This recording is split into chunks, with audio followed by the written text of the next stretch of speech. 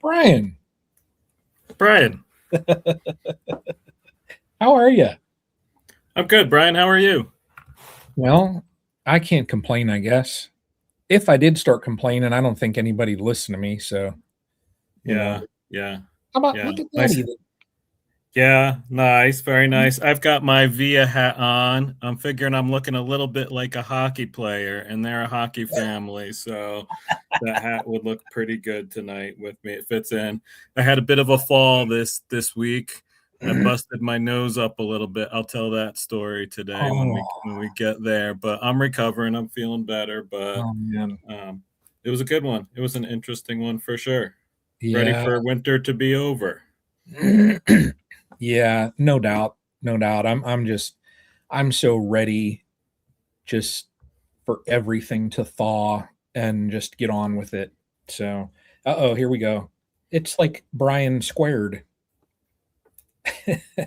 You got it. My wife made a funny joke about the Bee Expo. She said at one point she was walking around the vendor hall and she couldn't find me, so she shouted Brian, and eight middle-aged men turned around, and I was like, "Yeah, that's about right."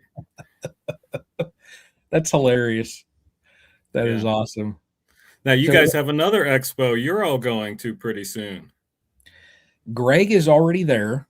That's why he's not on tonight. He's actually up at the Midwest Honeybee Expo in Madison, Wisconsin.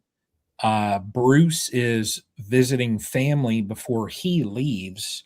He'll be up there in the morning, and then I'm driving up there tomorrow. It starts Friday. It runs Nice. Friday and Saturday. They've got a great lineup of speakers. They've got a pretty decent amount of vendors. I'm excited. I'm excited to get up there. So it'll be fun. So and we are. So for those that are watching, I know it has not been posted yet. I probably should ping Mr. Burns and tell him to create it. That way it's out there. But we will be going live Friday. I believe it is. Well, let me see here. So it will be 4:30 Central Time. So that will be 5:30 Eastern Time. We will be going live from the expo. We're going to set it up so that all three of us are kind of on one camera, and then we're going to have a camera for the audience. So, and we're going to bring people up from the audience just to interact, ask some questions, do some things like that. But it's going to be, we did a live stream before from Greg's place, and we had, oh, what was there? 70 or so people, 80 people packed into his place. But Wow. this one here, they're saying that there's probably going to be like six or so hundred. Like it's going to be a pretty decent crowd. So, Now but for the Midwest Expo, there's a really nice vendor hall. I've seen that. There's a good lineup there. Do they have two rooms with talks going simultaneously for the audience to choose from? How does that work? so I'm going to bring up the schedule. Yeah. And let's see here, daily schedule. And I'm just going to, oh, that's the wrong one. We're going to share screen, entire screen two. Here we go. There we go. So daily schedule. So Friday it starts out 8:30, and that's in the Mendota rooms 1 through 4. And then it's got from 9 to 10. So they do have multiple rooms. So David Burns will be talking in rooms Okay. 2 and 3, Becky Yep. Masterman then in room 4. And Nice. then Owen Corhan is in room 1. So they'll have three people speaking then. Same thing at 10:15. So three people at 10:15. They've got some workshops. So they've got creamed honey. I know Tom and Melissa are going to do a cut comb. They've got a mead making workshop. Um, Yeah, listen, Kevin Monfelt does a great job talking about creamed honey. So if you're going to yeah. this conference and you're wanting to learn about creamed honey, definitely go to that talk. He does first of all, great guy, great Mhm. product, and he does an amazing job of sharing his experiences with other people. Yeah, yeah, and then we will actually be so this I guess the opening ceremony is rooms 1 through 4, and then throughout the day they typically stagger it. Like Corhan will be in room 1, Becky Masterman in room 4, David Burns rooms 2 and 3. The Yeah. last of that day on Friday, we will be rooms 1 through 4 from 4:30 until the closing. So it'll be pretty much, the entire. I guess they're going to have all the rooms. They'd probably have the wall dividers and things like that. But yeah, Yep. that'll be fun. So and then Saturday, again, while registration, the doors open at 7 on Saturday. Cayman starts it out there 8 a.m. And that's rooms 1 to 4. And What's his topic? What is he talking about? how to keep bees sustainably and profitably. That'll be Nice. interesting. Yeah. Yep. That's a Yeah. great topic. And then after that, they split it off. You've got 3 different 9:30 to 10:30. You've got Ryan and Sarah Stern, Isabel Wright, and then Les Crowder. So Nice. it's pretty much like beginning of the day, you've got very large room, and then they split it out so that way there's 3 different, so to say, speakers at a time. So Sounds like there's lots of options going on at the same time for you to choose from, a you to lot. kind of individualize your Yeah. educational. So you talked about how you're excited about from the presenter's perspective, from an attendee's perspective. Is there anything you're excited about digging into, a talk you want to hear, or someone you want to meet, Brian? I haven't really gone over the list to see if there's a specific talk that I want to listen to. Okay. Like David is talking about maximizing acceptance of new queens. That's pretty good. Yeah. I will be attending there's a workshop on lip balm making, and that is one product that I struggle on. I have a great recipe, but if I deviate from that recipe, I just have errors. Yeah. So I figured, well, let me go up there, let me see what the ins and outs. Maybe I can pick up on some things and learn more about that. Tom and Melissa, they're in the workshop at the same exact time.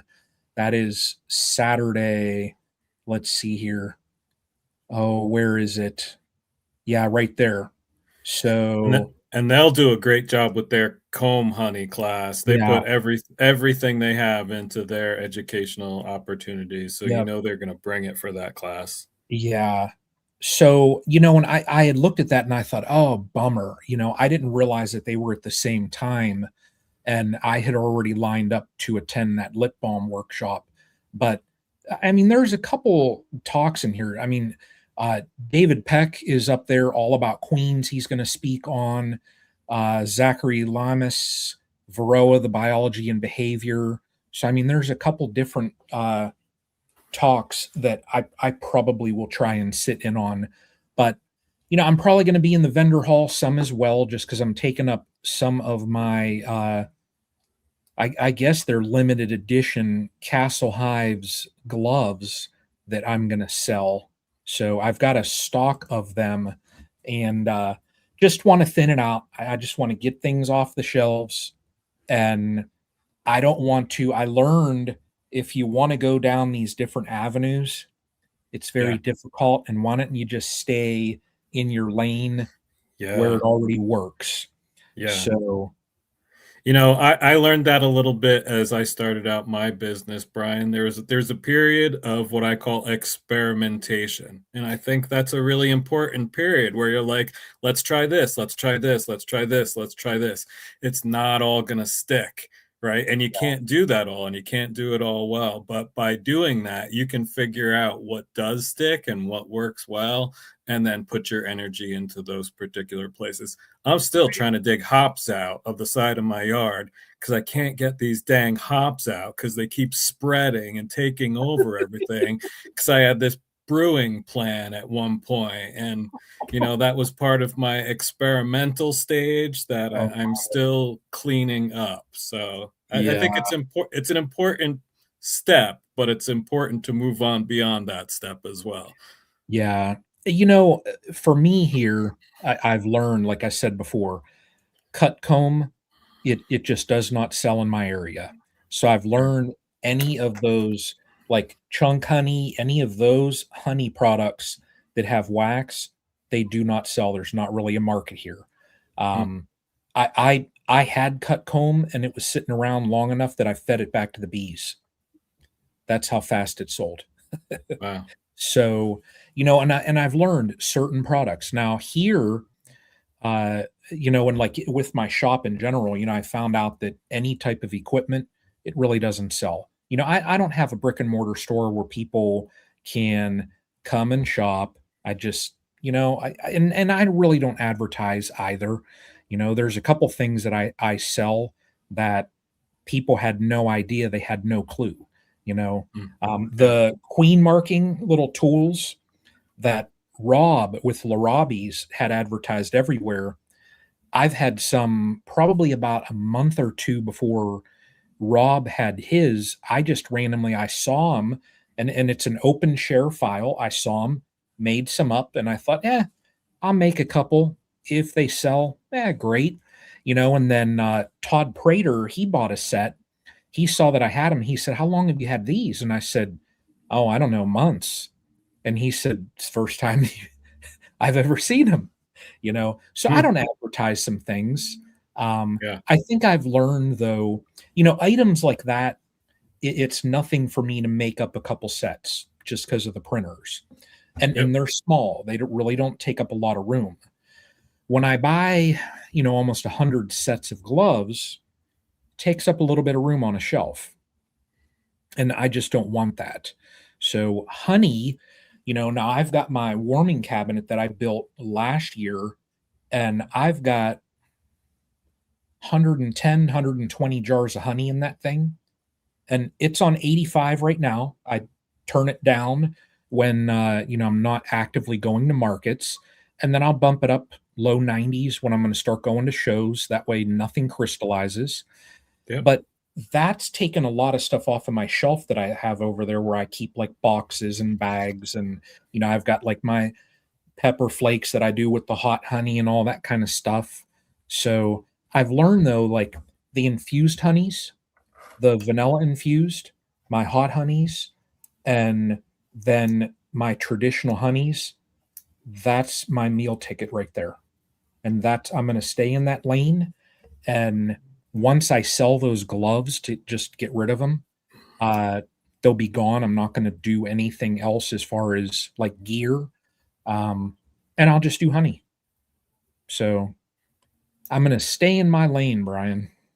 So will you have those gloves at Greg's booth at Nature's Image, or Yeah. how where will they be? Okay. Yep. Yeah, I'm gonna set them up there. So, and gloves don't take up a lot of room. So, and I'll have Yeah. mediums, larges, and extra larges. Okay. So, 3 sizes, and I think those are, pretty much, that covers a wide range of individuals. So, I wear like, I can sneak into a large, but they are tight. Yeah. I like with me, you've seen me, I'm 5'11". Yeah. An XL is perfect. So now if you are a really big guy, I don't have 2 X's. I bought limited sizes just because, you know, it's just, I'm storing stuff here in my computer room. So Sure. yeah, it'll be nice. I'm taking up like 50 sets of them. If I sell Okay. half of them, I will be happy. Yeah. So, Now, you just got back from the Bee Expo. You probably stocked up on equipment for the year. Do you have anything else you're gonna be bringing home from this conference this weekend? so the only piece of equipment that, and I'm not gonna come home with it. I wanna go up, I wanna pick, uh, it's John Hill. He's got Mhm. that heated roller uncapper. I Okay. know it's very similar to the Simple Harmony Farms. For the price difference, I'm like, "You know what? To spend the little extra money That way it doesn't, so to say, tear up the cappings quite as much.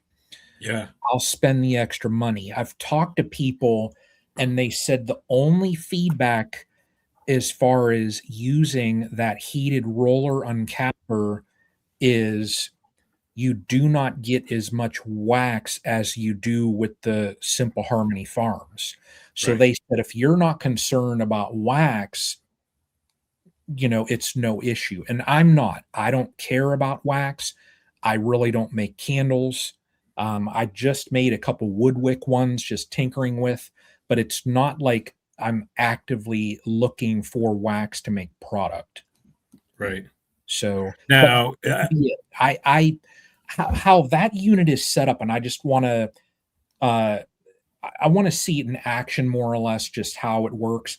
There's brackets on it where you can set it more or less down on any uncapping tank. yeah. I have an uncapping tank. So if I can set that down on there and just, you know, and I can load my extractor, get it going, and then just push down. That's one task that Brian and I utterly despise, messing Yeah. with uncapping frames. So do you see DC's comment there? That's what I wanted to bring up. I'm sure you saw Hilco's knife uncapping Yeah. line at the Bee Expo. When you think about that, because I'm with you, that's one of my bottlenecks in my honey house. As I think about scaling up, what are factors you think about when looking at the first product from Hilco you're describing versus something with a little bit more automation?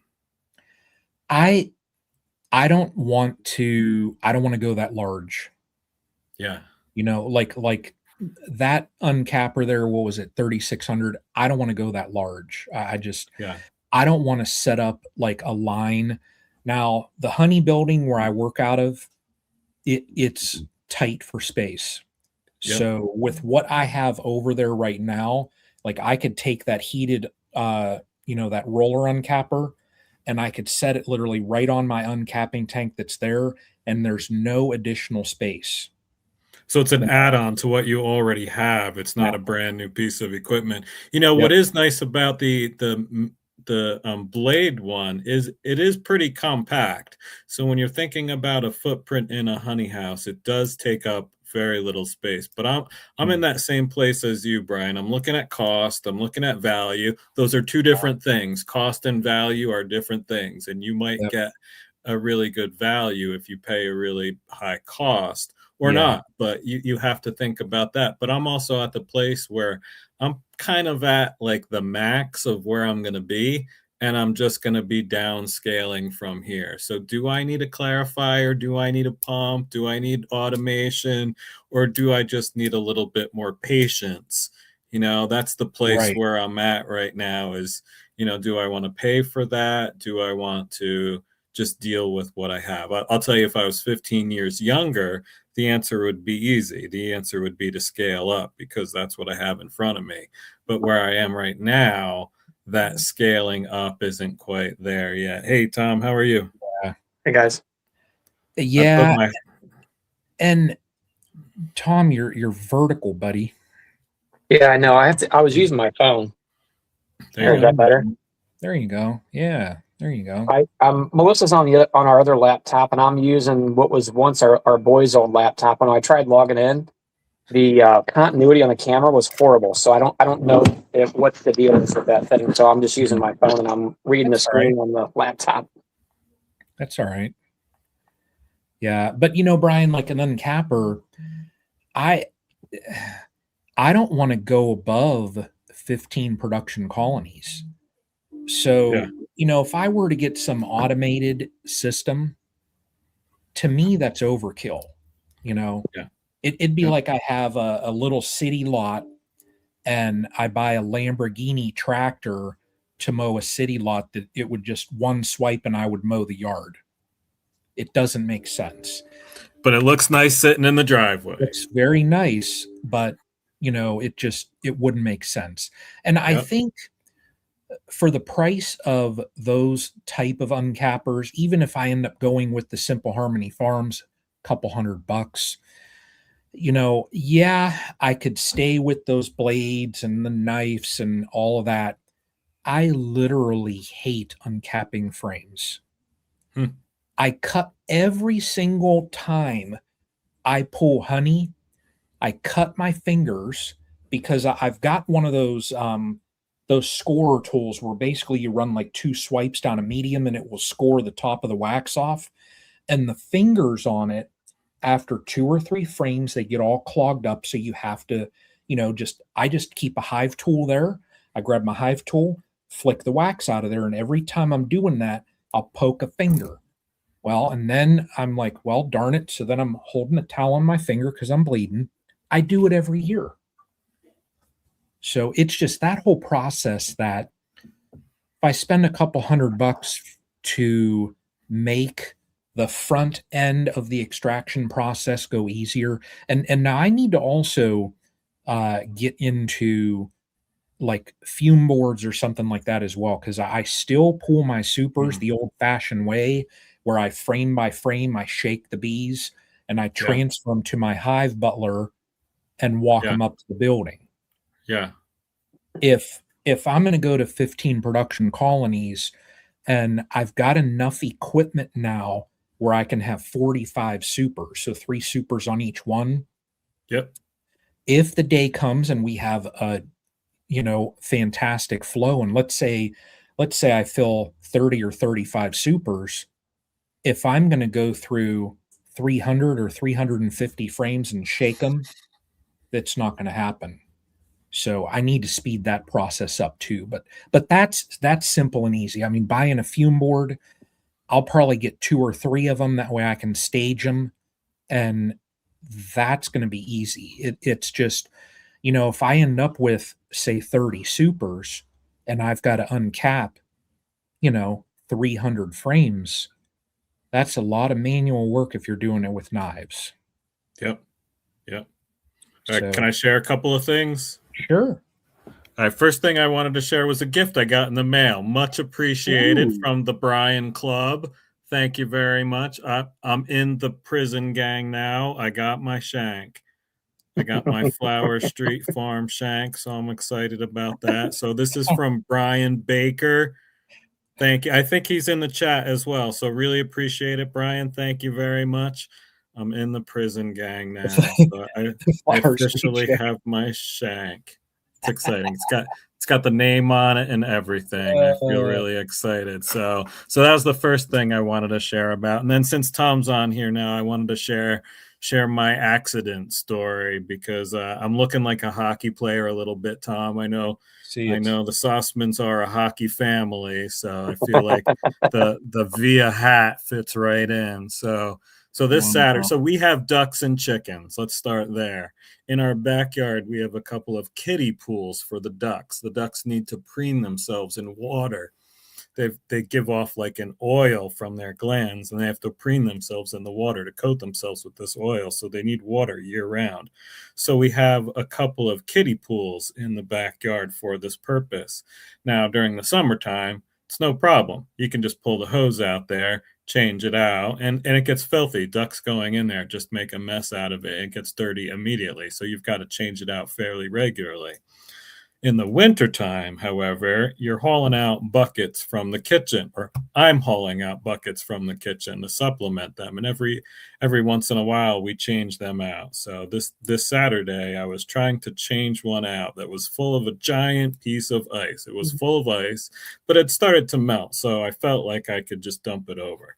So I pick it up to dump it over. And instead of it flipping over with the kiddie pool, it falls back on me, hits me in the leg, like between my knee and shin, and it hit me hard, and it went down, and then it hit me in the foot, and I didn't think my leg was broken because I was standing up on it, but I thought maybe I had broken a toe in my foot. It was that bad, right? So I pull up my leg, and I see my leg is all bleeding. All right, I go inside. Yeah, the early bird special. That's right, Philip. So I go inside. I go to the bathroom. I pull up my pant leg. I'm trying to clean it up. I call Jen and I'm like, I need help getting this cleaned up. And then I get this hot flash, right? So I'm like, I'm getting dizzy. So I take off my hoodie and I'm like, I need to go lay down. So I get up, I walk out of the bathroom, and I'm heading towards the bedroom. The next thing I know, I'm coming to. I'm hearing Jen on 911 talking to people, telling them about what happened. Long story short, I fainted trying to get from the bathroom to the bedroom. Went down, hit my nose on the wall on the way down, hit my head when I went down. I think I Oh my hurt gosh. myself worse when I passed out than when I hit my leg, right? So I ended up not in the ER, but in the Kaiser, what is it called? It's like one Urgent step care? down from urgent care. Thank you. Yep, Sure. I was in the urgent care for like 3 hours on Saturday. Had like a slight concussion all week, so I was out all week long. So I was Mm, definitely feeling a little rough. And let me tell you, what a close call that was, because like, what if I broke my leg? Then what would happen? I was like, holy cow. And I'm thinking through all these different scenarios. What if this happened in May? What if this happened? Coper, what if this happened in July when it was time to start pulling my honey harvest off? Then what was I going to do? yeah, It you'd started be making me think about all these contingencies with my business. Like you what?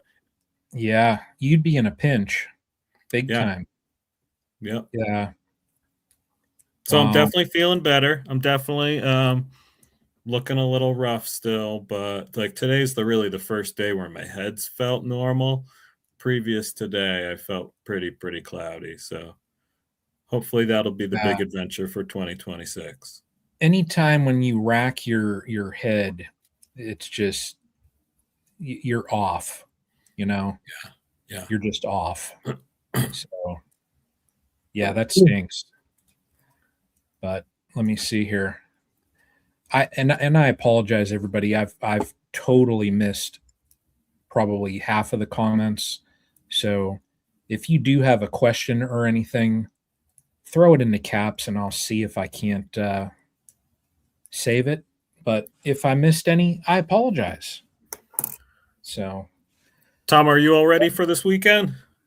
Um, Mostly, not Yeah. entirely. Um, so yeah, we have a few things left to do. Melissa's on a Zoom call up there with the Missouri State Board for another little project that they're working on, that I chose not to be involved in. But anyway, yeah. So we're gonna be leaving tomorrow morning at 8. There's a few things that I still have to get together, so I'll probably be up late this evening. Then we're gonna get up early tomorrow and leave out of here by, I don't know, probably 8 o'clock in the morning. So we have a few more things to kind of finish up. But overall, I think we had a lot of good things in place. It's been really busy, and I wish I would have pushed advertising a little bit harder for the comb class earlier. I mean, we got some, I think, decent sales on it, but it would have been really nice to completely sell out the class. But they're also going to be continuing to sell, and even the day of, and they typically get a small percentage there too, as I was talking to those guys. So, but yeah, in the short of it, mostly prepared. Yeah, and we'll finish up here this evening on some things. What's the capacity of your class? 60 total. Okay. That's a big class. Yeah. I don't know. For me, and we've kind of talked about this before a little bit, and it sounds kind of odd. I would rather speak to a class of 100, 200, 300, 400, 500 than a class of 5. And that Yeah. sounds really odd, but it's just, I don't know why. It's just easier for me. So, I mean, if you were a person who has presented in the past, much like, you guys here, you might understand that. And I don't know, maybe it's different for everybody. you can with a very large group, it's not as personable. Yeah, And you're disconnected a little bit. At for least sure. for me. Whenever at work, whenever I've had to speak in front of like any bit of a larger group, it's always those small ones where you know they're focused on you. If That's there's, right. like you said, if there's 5 people, you know they're focused on you, and you can see them. If they're not focused on you, you can see them because there's 5 people sitting in front of you. And I apologize, everybody. I've seen a couple people say about YouTube ads. I just got an ad too over there. I have no clue. They're throwing out ads, and I apologize for that. But yeah, those the smaller groups, it's just they're more intimate. The larger groups, like, I spoke the largest group I ever had to speak in front of, and it was actually in your neck of the woods, Tom. It was in St. Louis. It's Yeah. for when BJC was doing their Epic implementation. I Sure. had to speak in this auditorium that, I mean, if there wasn't 1,000 people, I mean, there was quite a bit. And at first I was kind of like, wow, when I looked out there and saw the number of people. But I walked out, and of course the lights are on you, so I really couldn't see much. And I presented what I needed to present, was 15-20 minutes presenting the application that I was responsible for, and that was it. With a crowd that size, you're not going to say, does anybody have any questions? Because Right. you could have 500 people hold up their hand. So, where then if you have a group of 5 individuals, because it is more of an intimate setting, it does allow for questions, things like that, comments. So, larger groups, to me, they're sometimes easier. Yeah. I Now, always tell people too that if there's questions that I can't answer in the remaining time that we have, I'm happy to always talk to people after class, mhm, just to fulfill my duties there. yeah, Mhm. yeah, yeah, And I think different content works well with different groups. Like if you're going to teach someone how to do queen rearing, having a group of 5 people might be perfect for that. Or yep, doing a microscopy class, Yeah. sitting around one table teaching those 5 people is perfect. But if yeah, you're doing a sit and get kind of thing and those 5 people are spread out in an auditorium, that's yeah, pretty awkward situation. Yeah. yeah. The microscopy that I was able to attend at NABI, now they had said it was an intermediate microscopy. So, and they had said in the description, and we all know that, people, when they sign up for these sessions, they always read the details. So they had said in there, the intermediate was for those that are comfortable using microscopes. Yeah. And there were people in there that there were a handful that they said, can't remember the last time I even saw a microscope. What are you in this class for? So, and it was paired up, like they had the dissection scope and then they had the microscope there. And there were a couple empty tables. So I went to the back in a side corner. Nobody sat next to me. So I went and dissected a couple things off and I set a couple slides over.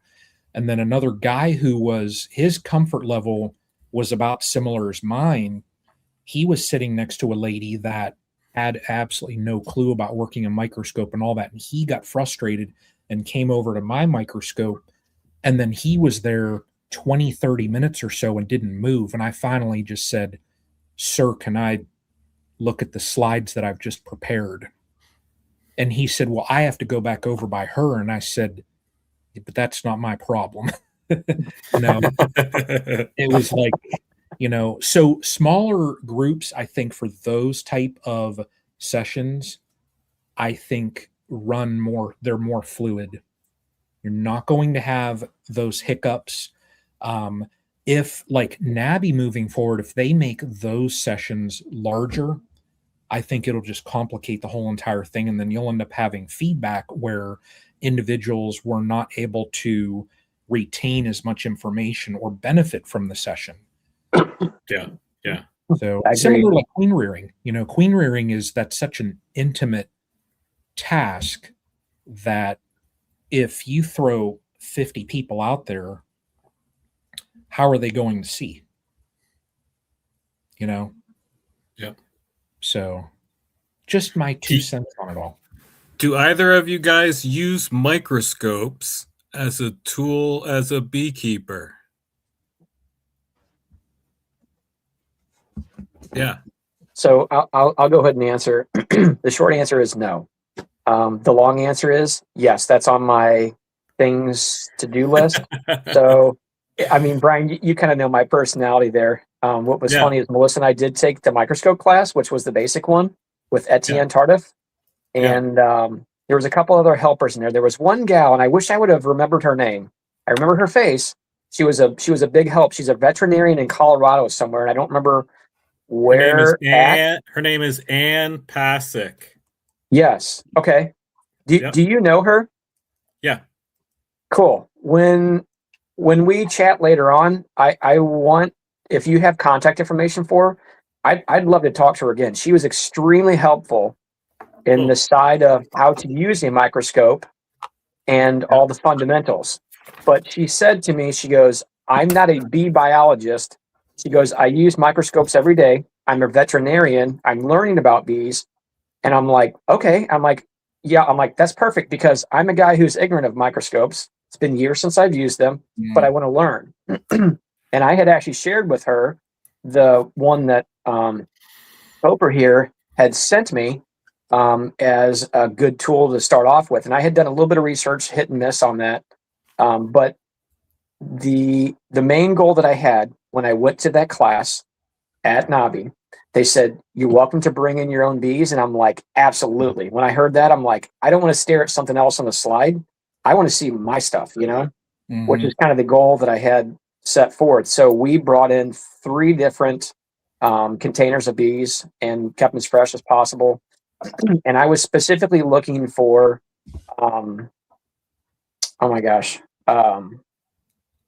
what's the silent killer that happens over winter? Nosema. Thank you. Thank you very much, Nosema. I wanted to be able to identify a Nosema spore, and I was able to. It's very, very easy to do so, as a matter of fact. Once you see it, you can't unsee it. And through my sample, I wasn't able to look at a bunch of them, but I found like 1 spore. And I'm like, is that good? And they're like, that's pretty amazing. They're like, let's show you some that you might see. Etienne had a slide there, said, let me show you some that you might see from up here in Canada when they don't fly for months. And I'm like, holy cow, that's a big difference. So anyway, that was kind of the long way around. So yes, I am looking to do to get a little bit better educated in the realm of microscopes. I want to understand some of the basics, not specifically to teach it, but for my own understanding and just to play around. So me being the tinkerer, it was good that I was able to get into that microscopy session because I learned that there's a huge benefit in having a dissection scope. And I thought, well, I'm not going to go out and buy a dissection scope when it's just a basic, you zoom in X times. So I made my own little, Petri dish with wax so I can pin bees. And I went and 3D printed a stand here. Oh yeah, where it's my phone literally slides into it. Oh, nice. And I can zoom in. Let me just throw up my camera. I mean, I've tried it, but have you added any of those zoom lenses to your camera? Do you know what I'm talking about? See, like right there. I mean, I can zoom in. Wow. On the wax. So as far as doing like honeybees, because I don't need like 100 times magnification, anything like that. I just need basic magnification so that and I'm going to probably put like a command strip or something under this. That way it'll just stick right in the center in place. But it's perfect right there that I can get scissors under here. And when the honeybee is pinned, I could get in there and clip whatever I need to, cut whatever I need to. So yeah, I learned this is a very handy little apparatus. Very handy. Now, macro photography, Brian, is really, really helpful when teaching about bee biology. When you're showing the different legs and the different purposes of the different sets of legs, you can actually show those different physical adaptations. Is there anything you're Yeah. Is there anything you're doing for your personal learning? Like Tom's doing the nosema diagnosis? Yeah, I want to get into looking at that. Now, I recently saw Etienne had there was a video that he had where he scraped equipment. Did you see that? And he was checking for nosema spores, and then so he saw nosema, and then he saw amoeba. Okay. And so he said, he was going to have to treat all of his equipment, but like their nosema problem that they have up there, just because the bees are locked down for so long, I think Yeah. they're more prone to having issues with it as compared to down here. Yeah. But that's one thing that I want to be able to look at. And I've talked to Greg before, and he's looked at it under scopes. He told me, he said, if you want to do it the easy way, take a couple bees, squish them up, Yep. get all the goop out of them, and put it with some water solution, shake it all up and make like a slurry, and then put that on a slide. And he said, you'll see it. He said, if you have it, you'll see it. So now I've seen it.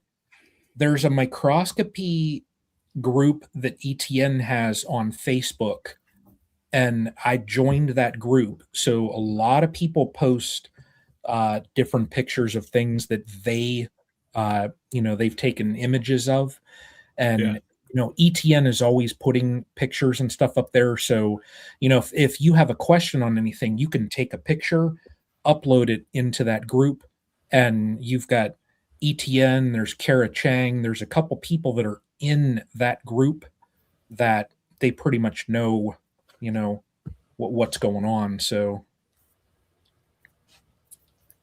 Nice. but Hey, Charlie. welcome. Hey, what did I miss? We're talking microscopes right now. Yeah. Not Brian, I nothing. thought you were up north. I'm leaving tomorrow, probably 9:30, 10 o'clock, somewhere right in there. Okay.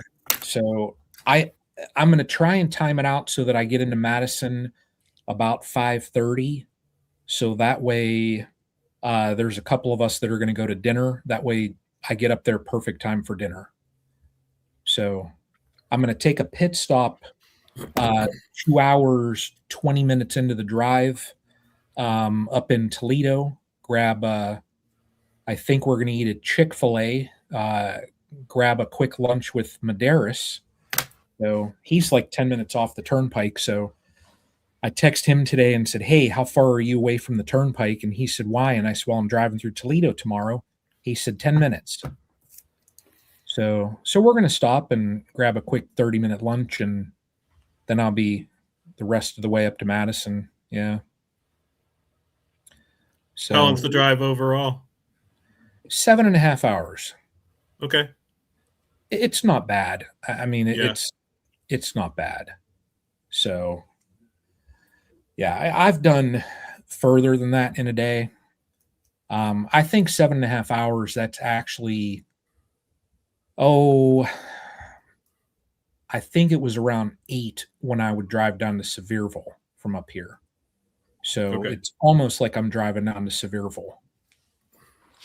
So The only problem of it is you got all them big cities you got to go around. yeah, but I'll tell you, like driving through Ohio, there's not much. When you're on the turnpike, you are good. You're 70 whatever mile an hour just because the speed limit is, it's 70. So I'll probably put the cruise on 77, close to 80. I'll just go with traffic. When you cross over, Indiana really isn't that bad either. So the only hiccup will be when I get around the Windy City. Chicago. So, yep, that will be it. So now, if Yeah, I looked on the map today. If I had went out there or whatever, and it takes, like you say, it takes you out to 76 Turnpike and out that way, and it takes you right around Chicago. yeah, Which if I get stopped, I'll probably print off about, I don't know, 40, 50 pictures of Tom and I'll just throw pictures of Tom in the air, like if I get stopped anywhere, and they're gonna flock to the pictures, and it'll be free reign that I could just drive through then. So, yeah, it's his silky voice. I hope I don't owe anybody money up there. They won't like you. See, but no, it'll be good. So, and my darn YouTube, people are getting ads. I'm getting ads, and I'm also getting this thing on the top right where there's an ad over there. I couldn't even see the chat without scrolling down because of ads. That's the same problem I'm having right now. I was just trying to figure out how to fix it. YouTube is they're like pushing ads today. So how do we get rid of that so the chat pops up? Because without scrolling back and forth, I can't see it. All that I did was I went to my profile, Castle Hives, and then I just clicked on the live again, and it vanished. Huh. So I have no clue. They must be low in their ad revenue, so they're pushing ads tonight. I don't know. But, well, are we going to talk about what we were going to talk about? We can. We don't have to, but we can. This has been a great right. chat already. I know. But here we go. I even brought paperwork. Nice. I'm prepared because I knew if I'm going to have Sawmill Charlie on here, I got to get all my ducks in a row. Well, Brian had paperwork the last time and it didn't go very far. It went all over the place. We pinged and ponged all over the place, Charlie, and that was awesome. And I had follow-up questions to ask and never got to ask them just because the conversation went the way where it went. So we can do that tonight too. Yeah. Well, that's where I was at. I was in my board meeting for the local club. Yeah, even though I'm not I'm still the past president. Still, as a bunch of us have been in places of leadership in our community in the beekeeping industry, we've had conversations around this theme, and Brian coming as a new vice president to his local club, we've been having this kind of conversation back and forth and had the idea to maybe have a stream type conversation. For me, what better place to talk about leadership than the stream team? Although neither of you necessarily are renowned for being connected to clubs or club leadership or anything like that, man, being here, having Charlie here, having people that are dedicated to the beekeeping community on a regular and consistent basis is certainly about leadership. You look at Greg with Nature's Image Farm and the learning yard that he does at his place all the time. Bruce is always generous with the education that he does, as well as you guys, the commitment that you guys have to being on here every single week. I know you've missed a week or two, but good Lord, how long has this been now? Like 3 years? Over 4 years? Holy cow. People rely on you guys. Every Wednesday, they know where to go to get beekeeping information. Every Friday, they know where to go to. Every whatever day, they know where to go to. And there's a lot of leadership in the community. And I guess the first question I'm wondering is why? Why are you guys putting so much energy into this? Why aren't you just putting the energy into your sawmill or your beekeeping business or your grouse or hunting for deer or all the other things that you love in life? Why are you putting all of this energy in this direction? Am I supposed to start? Charlie, that's you, I don't buddy. care. Charlie, you're the legend. Yeah, I'm the legend. I don't know. Bruce gave me that title. I forget how that was. It was one of his live shows, and you're the legend. Yeah. I don't know. Let's see. It all started back, 3 or 4 years ago, Brian. I tapped you on the shoulder, questioned you about gear and all that kind of stuff, along with 3 or 4 other people, Mike Barry and all that. And then I went out, came home. I guess that was Hive Life number 2. It was 2001. And so I started my chat in order to actually to get monetized quicker. And I watched you guys and a lot of other people about making videos of what they're doing in their beehives and stuff like that. And I said, I'd like to do that. I think that looks like a lot of fun. And I got into that. And then I said, well, how do you get monetized? Well, you got to have so many hours, 4,000 hours. So I took and I started doing the bee chat. And, you know, I mean, Bob Walker started it on Tuesday nights. I happened to just find them. And then they were kind of doing a chat pretty much every night of the week. And then they started getting tired, I think, a little bit of it being every night of the week. And so I started a Friday night. That's what they advised me to do. I said, well, I'll pick Friday night. And so I've been doing it ever since then. I guess it's been at least 3 years or close to 4. And the big thing is the community thing, I guess, is what it amounts to. I like having lots of friends. And prior to I was in the fire service volunteering for 32 years. I worked as a paramedic for 15, or volunteered as a paramedic for 15. I was a firefighter and all that stuff. And after 32 years, there's a whole new group of people coming in behind you. It's a lot younger, and firefighting and paramedicing and all that stuff is a young man's game. And I'm not young anymore. And so I retired out of that, you might say. And in the meantime, I'm coming into the bee world and got into bees, enjoyed it. And it's like they all say, those bugs in a box. There's something about them that is mystifying and it captures your attention. And I had one neighbor, he said, I was over here a day or two ago. I said, you were? He said, yeah, you were in the bee yard looking into bees in the summertime. And he said, I yelled at you, but you never heard me, you know. And I mean, he wasn't probably 50 to 100 feet away, but I was so focused into those bees. I put the world around me just goes away, and I enjoy them. And it's a big,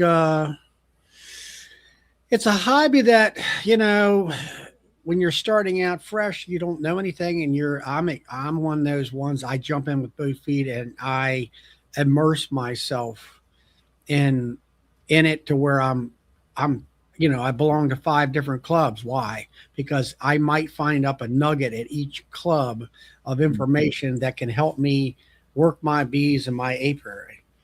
And I've been doing that for years.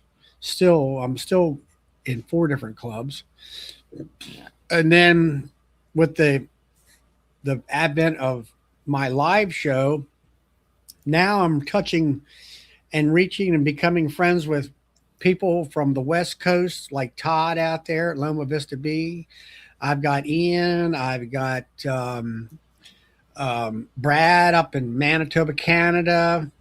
I've got James out in Alberta, Canada, you know, and there's a whole host of American beekeepers from the East Coast to the West Coast that are friends of mine. And then here comes Hive Life, and then Nobby. And now we've got, 3 years ago, we started with Ricky Rourke. 40 of us met up at a restaurant before the show. And now this year, 175 of us met up before the show as a party. And it's even gotten better. It was not just a dinner together. Now it's sort of like a big party with door prizes and all this other kind of stuff. And meeting even more and more people. And now do you get the same reward of community at your local clubs? Somewhat. I don't know. Sometimes I get frustrated with my club as far as the education level, because I'm up here. Yeah. And that's my biggest frustration with all the clubs that I belong to now, is that I've educated myself. Everybody says, well, you're, you know, like a commercial guy or a sideliner or whatever you want to call it. And I said, yeah, I got 25 to 30 hives and y'all got 4. I said, it isn't the number of hives. It's whether or not you know what to do with the hives.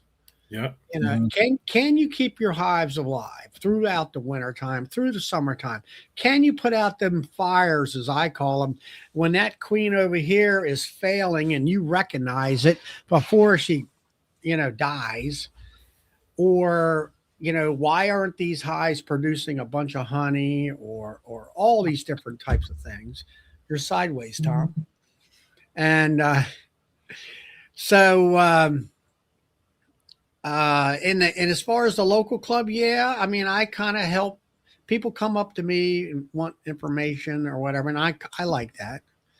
And I had one guy here a month or two ago. He wants to look about grafting queens and stuff, and he wanted to talk to me. And then we had a major discussion Monday night on Bill's channel about education and everything. We really got into it deep. Yeah. And I got to thinking about it here for the last day or two. And the frustration that I have in the local clubs is that, how do you take a horse and lead it to water and then get it to drink? It's like they'll say, all right, we got in another month, let's see, February, March's meeting, I'm going to have a PhD come in from Minnesota College Institute, and she's going to talk about queen management. Well, the folks in the club are like, I'll say even the president and whatever, it's like, I'll hear, we're going to have this, it's kind of at his level. And I'm like, no, it's not. This isn't, you don't grasp the importance of managing your queen, understanding the queen. The queen is the engine of the hive. Get it in your head that one bug controls the whole hive as far as its production, whether it lives or dies. That one bug does it all. If she don't lay enough eggs, that hive's going to freeze out in the wintertime because there's not enough, as I call it, bee power, as in worker bees, to keep everything warm. It's going to, so small of a cluster, they're just going to freeze out, especially when you got 8 degrees out in the middle of the night for the last 12 days that we've had around here. I mean, that's, how do you convey that to these people, how important all that is? Hopefully this speaker will. And, or does it go over top their heads? I don't know. I mean, that's what kind of is a killer for me, is like, how do you get these people excited about that? Or wanting to absorb this information and stuff. Yeah. So when I very first started beekeeping, I did what a lot of people nowadays do. They go on YouTube, go on Google, go on YouTube. So that was my main, that was my book. I had a very difficult time with clubs. The one club that I went to, I no longer go there. But the one club that I went to, my mom and I went because my mom was starting a colony out as well. And we went in, it was February or so. And there's 20 or 30 people at the club. And about 50 minutes in, they were still talking about updating their website. And that's the entire time for the meeting. they were talking about updating the website so that when people go on, see, I still remember to this day, that's how much, I mean, it left that much of an impression in that I don't want a club that I'm affiliated with to do this, because they were talking about, well, the website can advertise when somebody goes on like CNN.com or Fox.com or whatever, in the little ticker below how you have the ads, they said we could have our ad running down there. And I'm thinking, or do you guys want to pull in 1 million people across the country to the Trumbull County Beekeepers when there's 20 of you? So I finally raised my hand about 50 minutes in and I said, are you guys going to talk about bees? I thought this was a bee club, not like a website designing workshop. And the president said, there's nothing to talk about for bees right now. Come back in April or so. Thought, well, oh my goodness. Now, first thing is that right there, what they're talking about, that is a board level conversation. That has nothing to do on the floor of the bee club. Exactly. Right. Exactly. And now tonight, I mean, I'll go back to what we discussed tonight. We're all right. This next Wednesday will be our tasting. I'm going to have some Flower Street vanilla cream honey as one of my tasting things. Nice. And along with every year when I go to Nobby, if people give me stuff, if I have a dozen or so bottles of honey and different creams, honeys and stuff like that, this is the month for there's certain months in our club that we have the certain themed things. Mhm. This month is usually our tasting event, and we'll have a huge crowd coming to this. And then we will have a summer picnic. I think that's in August.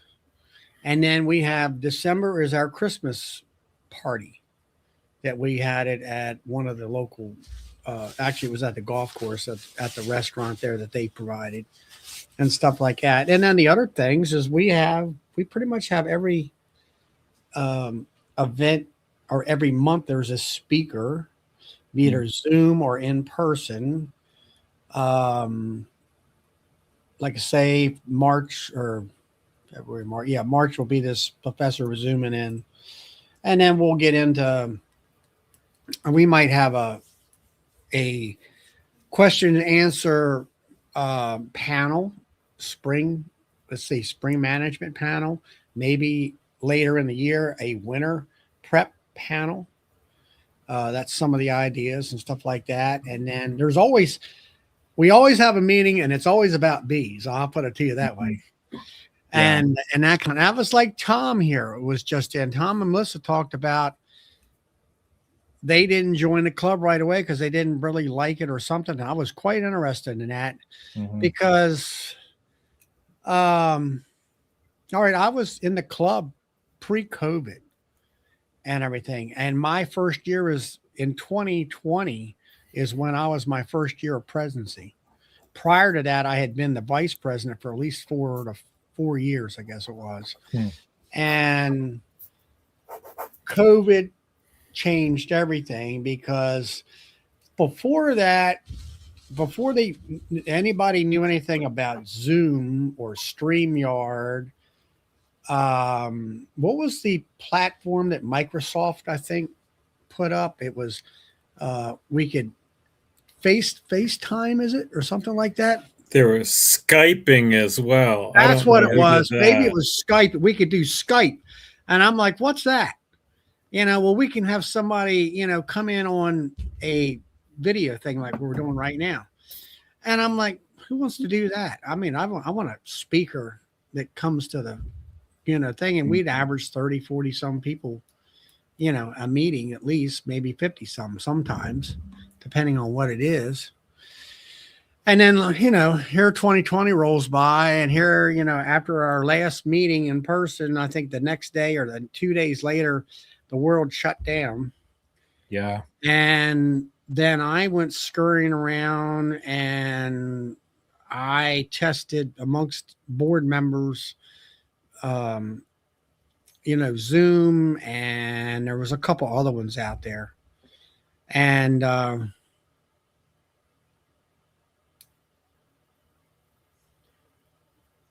okay. And he was saying they were just going around what's going on in your apiary. Yeah. Well, see now, you see, Huh. like that last statement there about where you got two clubs, one's a treatment club and one's a non-treatment club. That was really prevalent 10 years ago. It seemed like there was people really bad. I mean, I'm not talking clubs. I'm talking beekeeper versus beekeeper. Oh, you're not doing it this way, that way, and whatever and whatever. And I have to say, part of that. Thank you. Appreciate that. Legend. That's some of the reasons why I keep doing my thing. And now you don't seem to have that that prevalency. I think a lot of it is the non-treatment. You got to remember something. 10 years ago, we didn't know as much about mites as we know about mites today, and things have changed dramatically. Oh, if you got 12 mites in your mite wash, no problem. That's good to go. Now we're down to one mite in a mite wash, and then, or maybe we want zeros. We don't want a 1%, which is 9 mites in that cup. We want less than 1%. That's 1 mite per 100, maybe 3 in there. And most people are not even, if you think about it, when they do the mite wash, oh, I got 1 mite, I got 2 mites, I got 3 mites. 3 mites, I'm panicking. 2 mites, I got to do something. And 1 mite, maybe not. Maybe we won't do anything. And most, like Ian Stepper, I want to see zeros. That's where we've gotten to that point over that span of time. And things have changed. The mites have changed. Our mite treatments have been changing here recently. Aprivar is not the best. Now you got Aprivar 2, which I don't know nothing about. I switched over to ApriGuard. I studied ApriGuard for 2 years and picked people's brains and read on it. And I finally did it this year for the first time. And I've got to tweak it to where I was trying to do it a compressed amount and a certain amount, which is not going to work for me because of my heat. I got to do it. I'm thinking 4 weeks, 25 grams a week and be done. And, watch the heat and that kind of stuff. But, so I think that a lot of the non-treatment beekeepers not knowing, I mean, we're talking 10 years ago, we didn't know, nobody knew everything about it. And we're talking pre Dr. Sammy Ramsey, because he's the one that really brought it out. Yeah. We didn't even have pictures back then of what we were dealing with. And, back then it was 1 treatment a year. Well, you treated in September and you were done for the year till next September and all that stuff. So a lot of your treatment freers back then, they all quit because their bees all died. And us treatment beekeepers, I think, we still had dead outs, but we kept persistently trying to do better with it. And then education got better. I had Sammy Ramsey. He wasn't no doctor. He wasn't no PhD. He was just this young black guy I seen over the next county over meeting where I was a member of. And I asked a friend of mine, I said, who's this guy? Oh, you'll like him. I said, all right. Got over there and he's talking to me. And I'm like, whoa. He's finally answering he didn't answer my personal questions to him, but I had questions in my head. And this was the first guy that ever basically answered the questions I had in my head. And I asked him, he said, can you come to my club? And I was vice president at the time and I got him booked. He said, I'm going over to Thailand to see AAA laps over there. They didn't know what it was, but he went over to check it out. He came back that 6 months later, and he came to our meeting was in a church just down the road from my house. And that night, my treatment program completely changed. He came in there and he says, oh, y'all treated September, didn't you? Yeah. And your bees died in March, didn't they? Yeah. He said, well, you treated too late. He says, your bees were sick before they went through the wintertime. He said, you need to treat in July. And then treat, and all this, he talked about all that. Now, what was interesting was his boss at the time, who has his name on at the UMBC, University of Maryland, college down there, university. It's got his boss's name on it. And we had him in our club probably a year prior to that. And his 3 answers to all of our questions were, I don't know, it might be that and maybe this. He had no clue. Sammy comes along, and when I first met him, he says, well, this is what the darn thing looks like, and this is what I've found, and I've got, and all these different things. And I come out of that one meeting before he came to my club, and he had these here, I think they were high school science teachers. Well, he hasn't proved anything. He hasn't, they was naysay. Mm-hmm. And I'm like, well, all the stuff that he's talked in there sounded in common sense form for me, sounded right on, spot on, because it made common sense to me, whether it was a scientific way or not. And then he came to our club. We had a great turnout. And all that. And I think about 3 months later, he became a PhD because it wasn't too many months after that. He got hooked up with a microscopic laboratory down there where they can take, micro photographs, high speed and all that stuff. And he showed, and he was the first part. Well, that's what it was. He told the guy who was the head of that science lab down there, he says, for my PhD, I'm going to get this thing to lay an egg in the laboratory. He says, you're not going to get your PhD because for the last 30 years, nobody has been able to do that. And he did it. And I could tell you the story about that, but I won't take everybody's time up. But that sounded like that was one of those, because of what he was doing with his father, helping him out with his medical problems, it like put a light off in his head. I'm like, oh, well, the one science guy figured out that the little white crystals in there was the bee poop or the mite urine or whatever in there or whatever. And that's as far as that science guy took that information. And then Sammy got that information like, yeah, crystals. Well, why is it putting out crystals? Because bugs put out, their feces is normally wet liquid. And that's what put him on the right track. And that was because he was helping his father out with the gout, and because it's crystals in your knees because of the gout. And that's how he targeted the liver of the bee or the fat body. And that's how all that kind of come around by different parts of his family and everything, and the way he thinks and that kind of thing. So he put, and then once he did that, then all the other science people was like, oh, I guess you do know what you're talking about, because they were going to drum him out of the system because, you're young and dumb. You don't know nothing. We've been doing this for 30 years. Well, guess what? You've been doing it wrong for 30 years. Charlie, you covered a lot there. I want to circle back to a couple of different topics. You started off talking about clubs that cater to different interests or personalities, like the treatment-free versus the treatment crowd.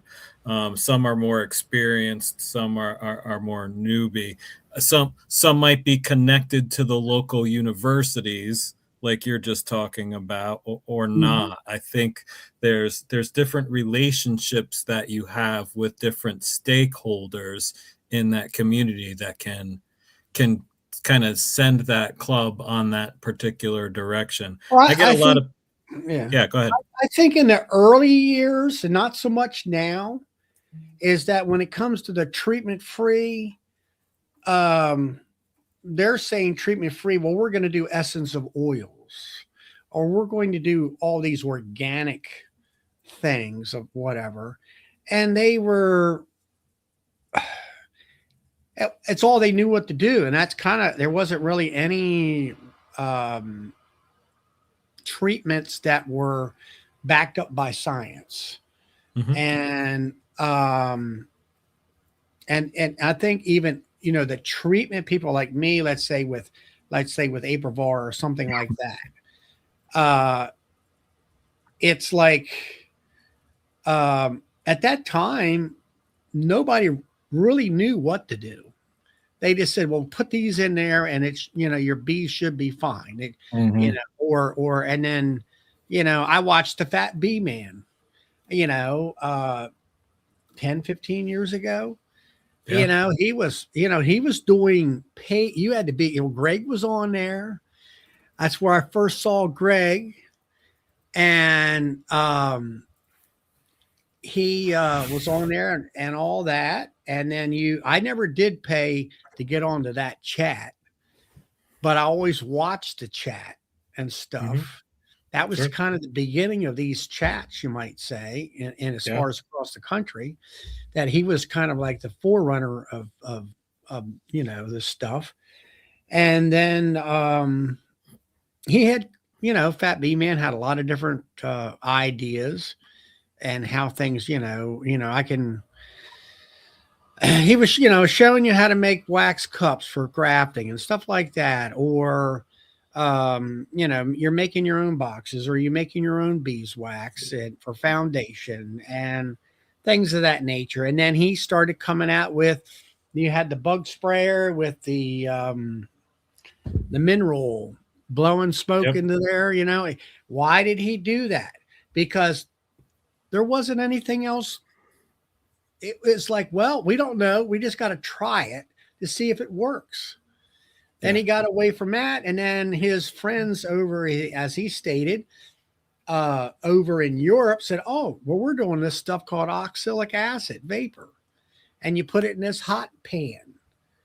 The Europeans have been ahead of the United States for probably 10 years ahead of us.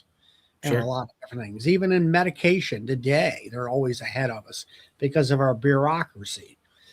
So he, Fat Bee Man had oxalic acid vapor, and that. And then as I actually bought a bug sprayer. I was going to do bug spraying, with the vapor and all that stuff, but I never got to that point because about that time, OA kind of started over and it got approved. That was approved by Obama. And Obama said to EPA, hey, stop reinventing the wheel.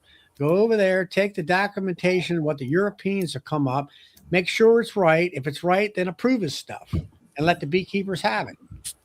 And that's how that came about. And we were at 1 gram. And finally, up in, here in the last, 4 to 6 months, we finally went from 1 gram to 4 grams per brood box.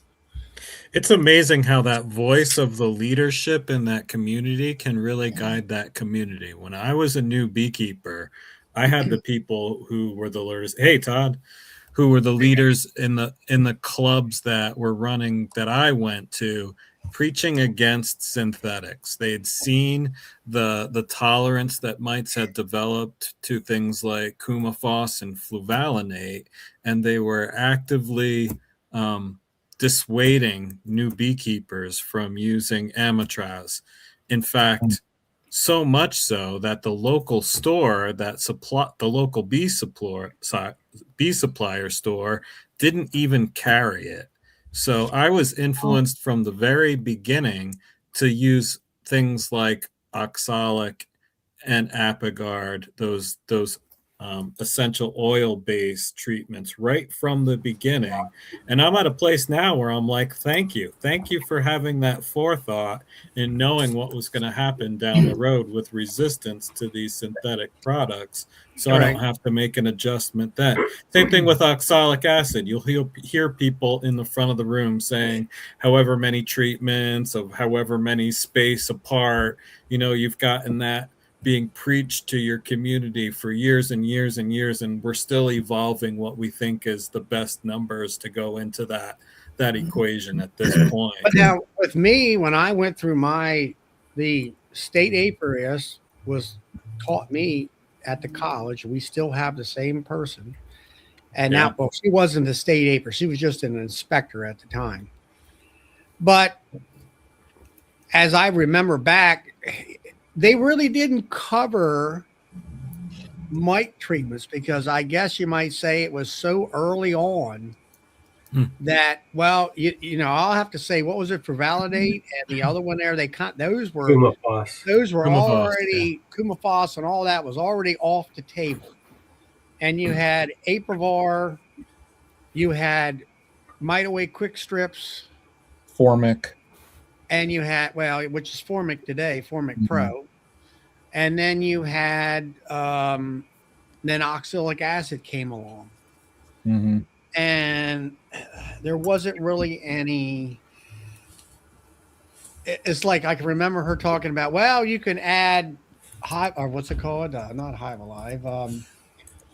Honeybee Healthy to your feed and whatever, if you want to feed in the, you know, and I'm like, well, what's Honeybee Healthy at the time? And that kind of stuff. And then, of course, I'm watching the Fat Bee Man, and I still got a bunch of essence of oils up in my cabinet there from those. Oh, put some wintergreen in that there stuff, and they won't have the nosema because it cleans them out, you know, at nighttime, you know, in the wintertime, things like that.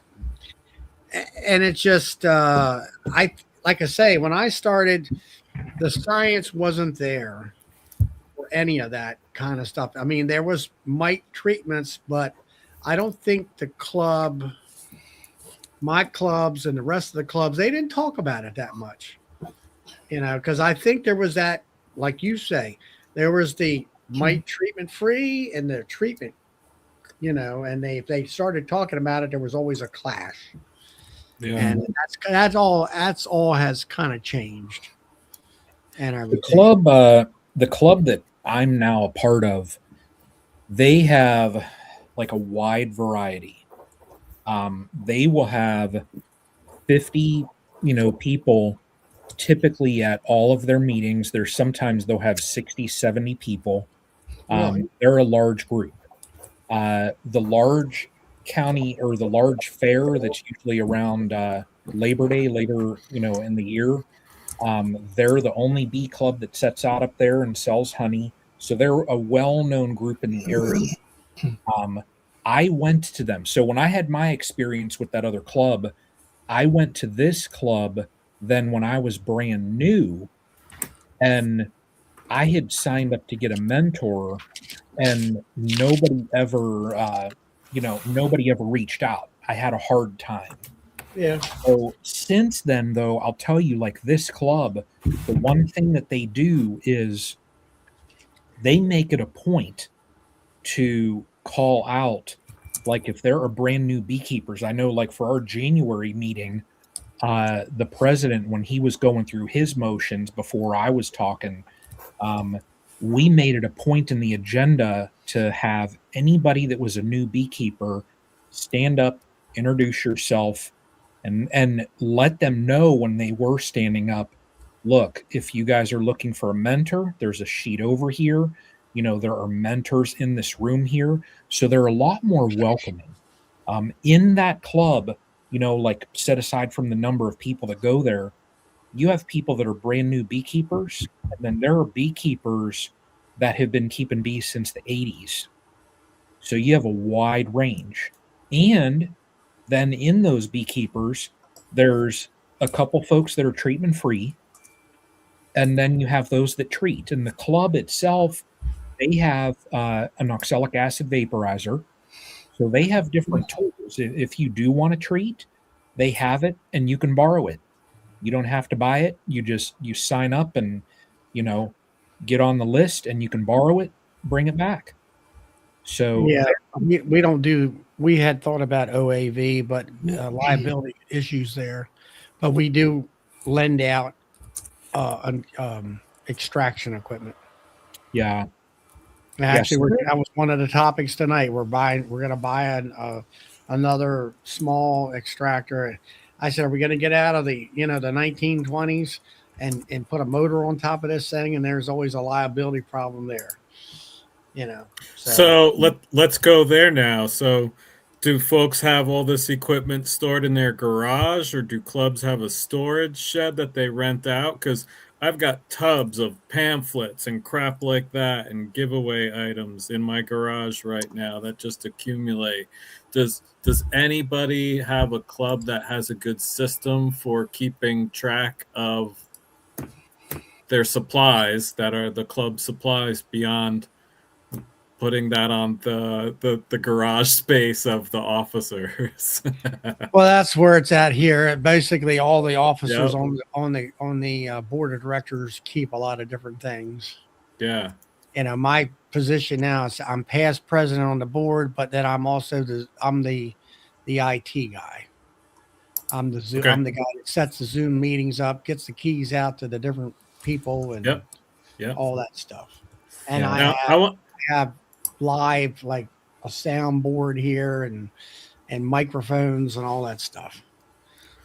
Yeah. So I wanted to go back to another topic of different group members in your club. You know, I get how when education happens to the club, oftentimes it's to the new beekeepers. It's to the first, second, maybe third That's year my biggest beekeepers. complaint. Because that's the bulk of the crowd in front of you. That makes sense. So my question is, and I'll provide an example. What might be an example of an activity that your club has done that engages the more experienced beekeeper? And for my example, for our state meeting last year, we had a couple of different stations that we rotated the attendees around, and each of our speakers hosted a station. At Corey Stevens' station, he was demonstrating how to do the Harbo assay. So I had frozen 2 brood frames, pulled them out the day before, brought all the supplies he needed into it so people could stand around him at a table, and he would demonstrate the process of doing that. Rogan Tokash at another station was demonstrating how to do the Amatraz resistance test. So he would cut a little piece of the Amatraz strip, show how he would put it in a cup, talk about how many bees he would put in, what's going on in there, and the timing, and how to turn that into a little equation to see Amatraz resistance.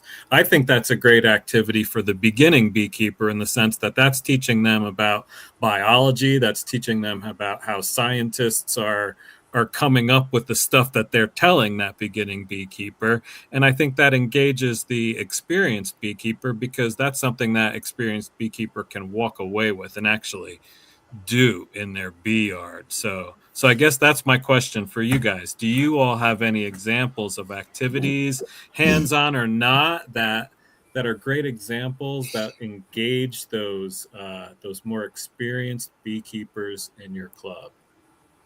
Brian, that's a really great idea. I attended in Georgia back in the fall, the Georgia State Beekeepers, the state association meeting, and it was really good. I would highly recommend to anybody that has any aspirations of doing a little traveling and maybe seeing that. That's a good one to go to, by the way. Honestly, that in Colorado. But anyway, a couple of my favorite, and not just because Brian's in here. Those guys do a phenomenal job, by the way.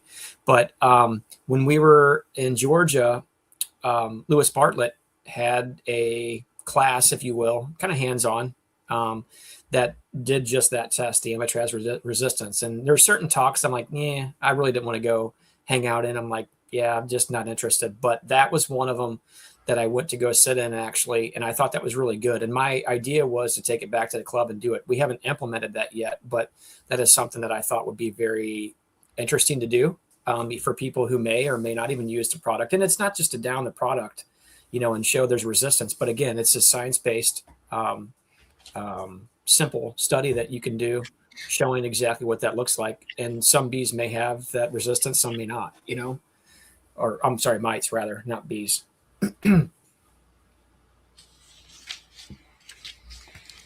Thanks, Tom. I think it's important. It's important to get those. It's important to do things from a local club's perspective that keep that more experienced, the intermediate to more experienced beekeepers continuing to see the value in those club experiences.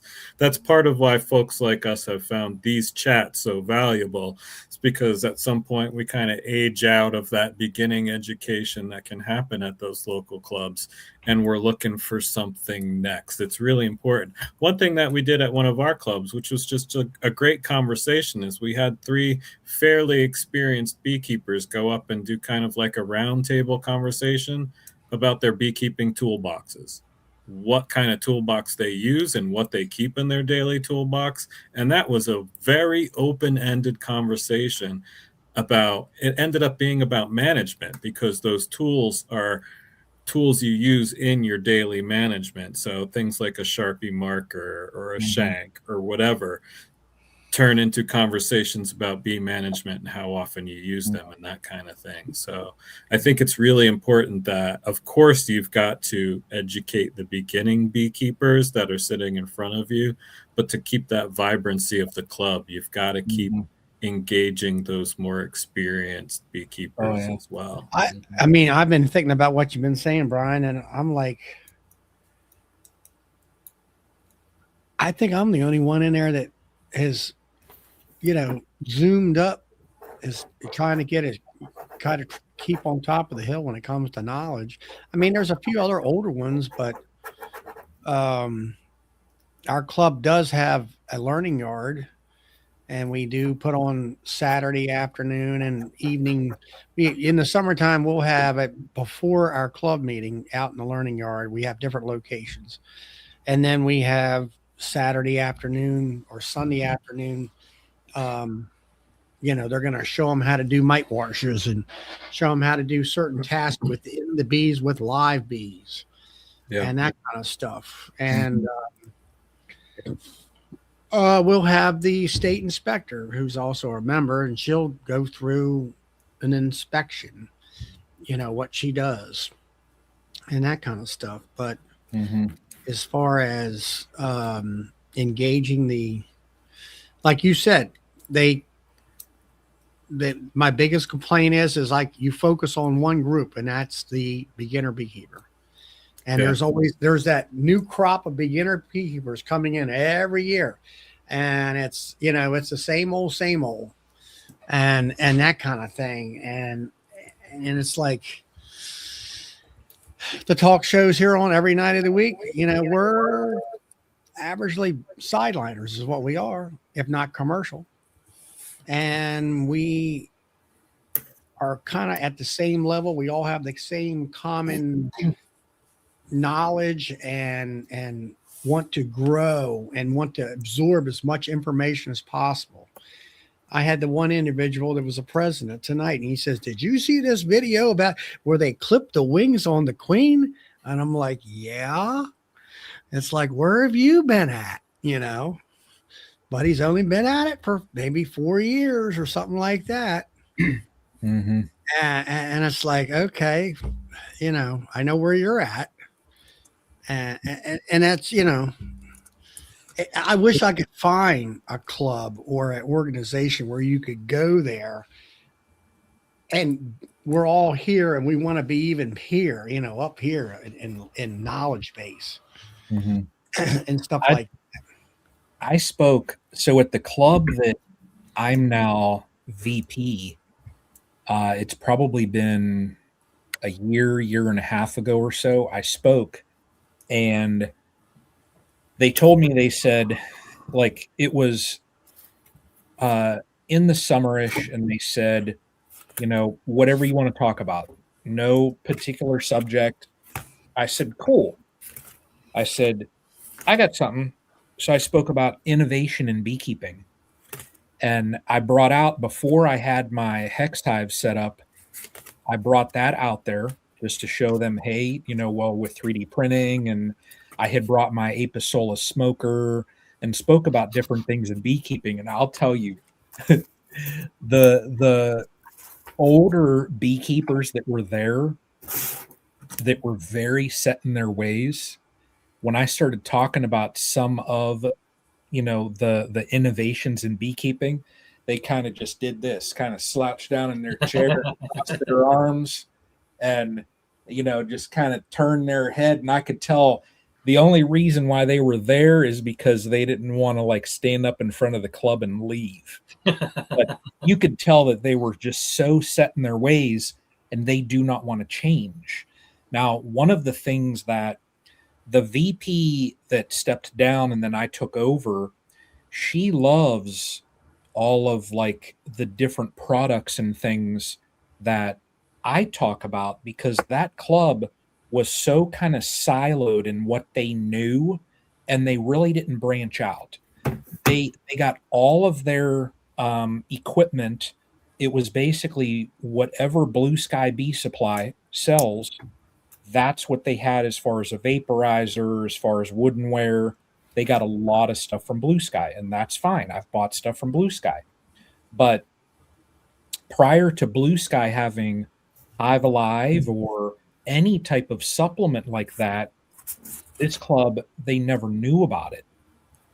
Nobody used Honeybee Healthy. Nobody used Hive Alive. And not saying, I mean, you don't have to. It's just, it is another tool that's out there.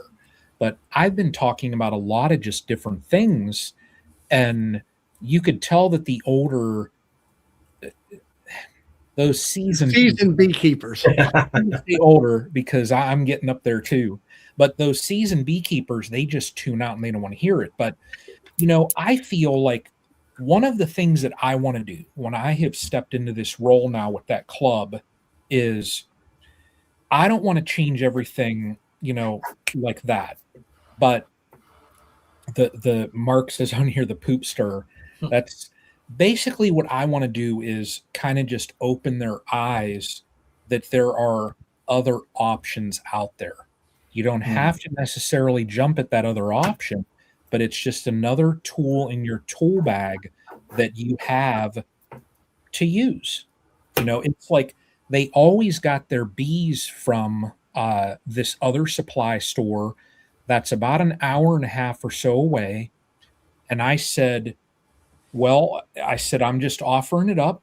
I said, a friend of mine, you know, Greg, I said, I'm going down each time he has his package pickup. I'm going down there to help out.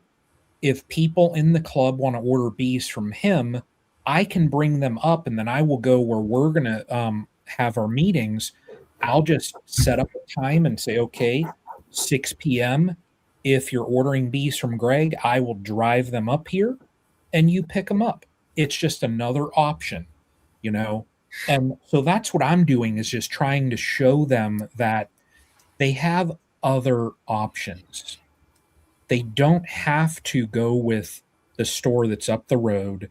They don't have to get bees from, you know, the location that they've gotten bees from forever.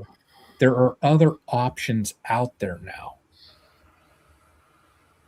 So, and now coming to, so I already have all of the meetings clear through August. I have speakers lined up for every one of them already for the year. Now, September, I need to do some thought. And then October, they usually have their banquet, and they always have like their higher end speaker go to the banquet.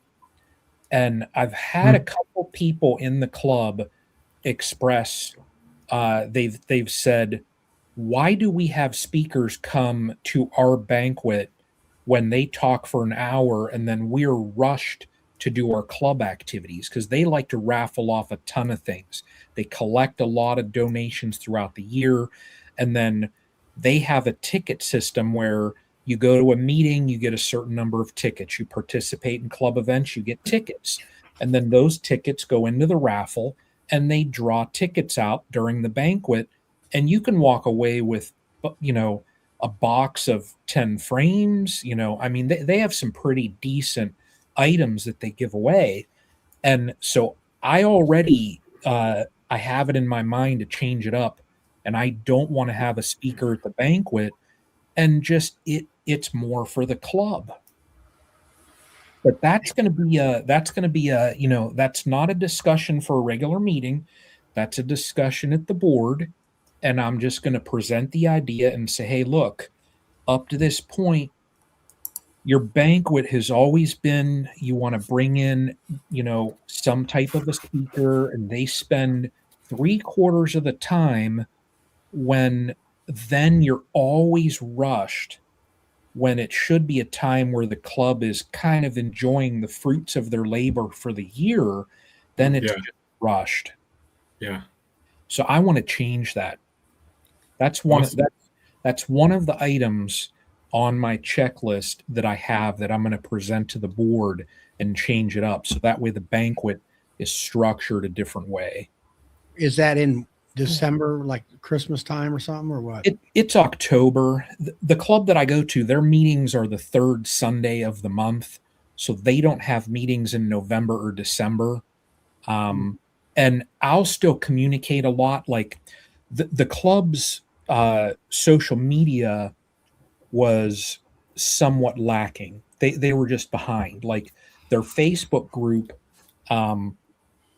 they had 6 or 7 admins that some bot got a hold of the group one time, hacked it, and it didn't duplicate it. Somebody hacked into it. And then they assigned all these random people as admins. So a lot of people were discouraged and they went away from the Facebook group to keep track of any events. Well, I got that all corrected. I contacted each person individually and they had said, we have no clue, but some of them were posting pictures of just not even bee things. And it's like, why is this in here? So I got that completely cleaned up. Now they have a website that is outside of Facebook. It's a true website that is about 2 years behind. The dates on it are from 2024. And it was one of the club members, her son would update the website. Well, he's in the military. So that tells you how much the website's being updated. So they're very behind on certain things, and I want to correct all of that. So my job, like coming in so far, I've gotten some of the things fixed, but it's important. I just feel it's important to have those tools for a club because there's a lot of people that rely on social media. There was one older gentleman at the meeting that he doesn't have social media, but he went on Google is how he found the club. And he said when he typed in, the name of the club, the website popped up and like the club meetings for 2024. And I said, if I can get that arranged, it's going to be fixed. And I told everybody I'm working through the process. That way you can go on there and stay up to date with things. But it's important to have all that stuff set up for clubs. Yeah, for sure. Yeah, I mean, in our club, I got the vice president. She knows how to write the website, actually create it. We just revamped our website and updated to more of a modern look and she knows about the web hosting and all that kind of stuff, which it's beyond me. And then we have a Facebook page and we have a members only. We have a public Facebook and a members page Facebook where only members can, I'm the admin on that to where I'll let you come in if I know you're a member. Mm-hmm. And that's a good idea. And then, I don't know. We have enough volunteers with like education to, let's say, schools and stuff of that nature. And we have different people that are chairpersons that do all that kind of stuff. Yeah. And I mean, everybody has their, like tonight, I was asked, are you going to continue? Do I want to bow out of the IT part? I said, no, I'm fine with the IT. I can keep up with all of, set up the Zoom meetings and do whatever. Yeah. And that kind of stuff. So, I mean, clubs, it takes a lot of volunteer leaders to keep all that. If you want to keep it up to date, one person can't do it. There's got to be a dozen people. Mm-hmm. Yeah. And you got to find that person that's you're the IT expert in that club. I can hear it. So you're fixed a lot of their IT because they don't have the expertise. Yeah, they don't. And then other members in that might have better for education or whatever. And it just takes a dozen people or more to keep that up and running. Yeah. I think people would be surprised at how many man hours it takes to run something like that. So I'll give you, for example, Melissa and I this last weekend, we were at a in-person meeting for our state organization. So all the board members got together at a central location, and we had hotel rooms for the night, and we had dinner one evening, just a good chat amongst the board members, just fun evening. went to bed, got the next morning really early, and we had like a 5-hour board meeting basically at the hotel conference center basically. And one of the things that, and I've never seen this done before, I thought was a really great idea, honestly. The current president said, what's our time worth? And everybody has their own idea of what their own time is worth to them, right? And he's like, you know what? He goes, I did this. He goes, I asked everybody, each position, what they think realistically they spend every week, how many hours it looks like.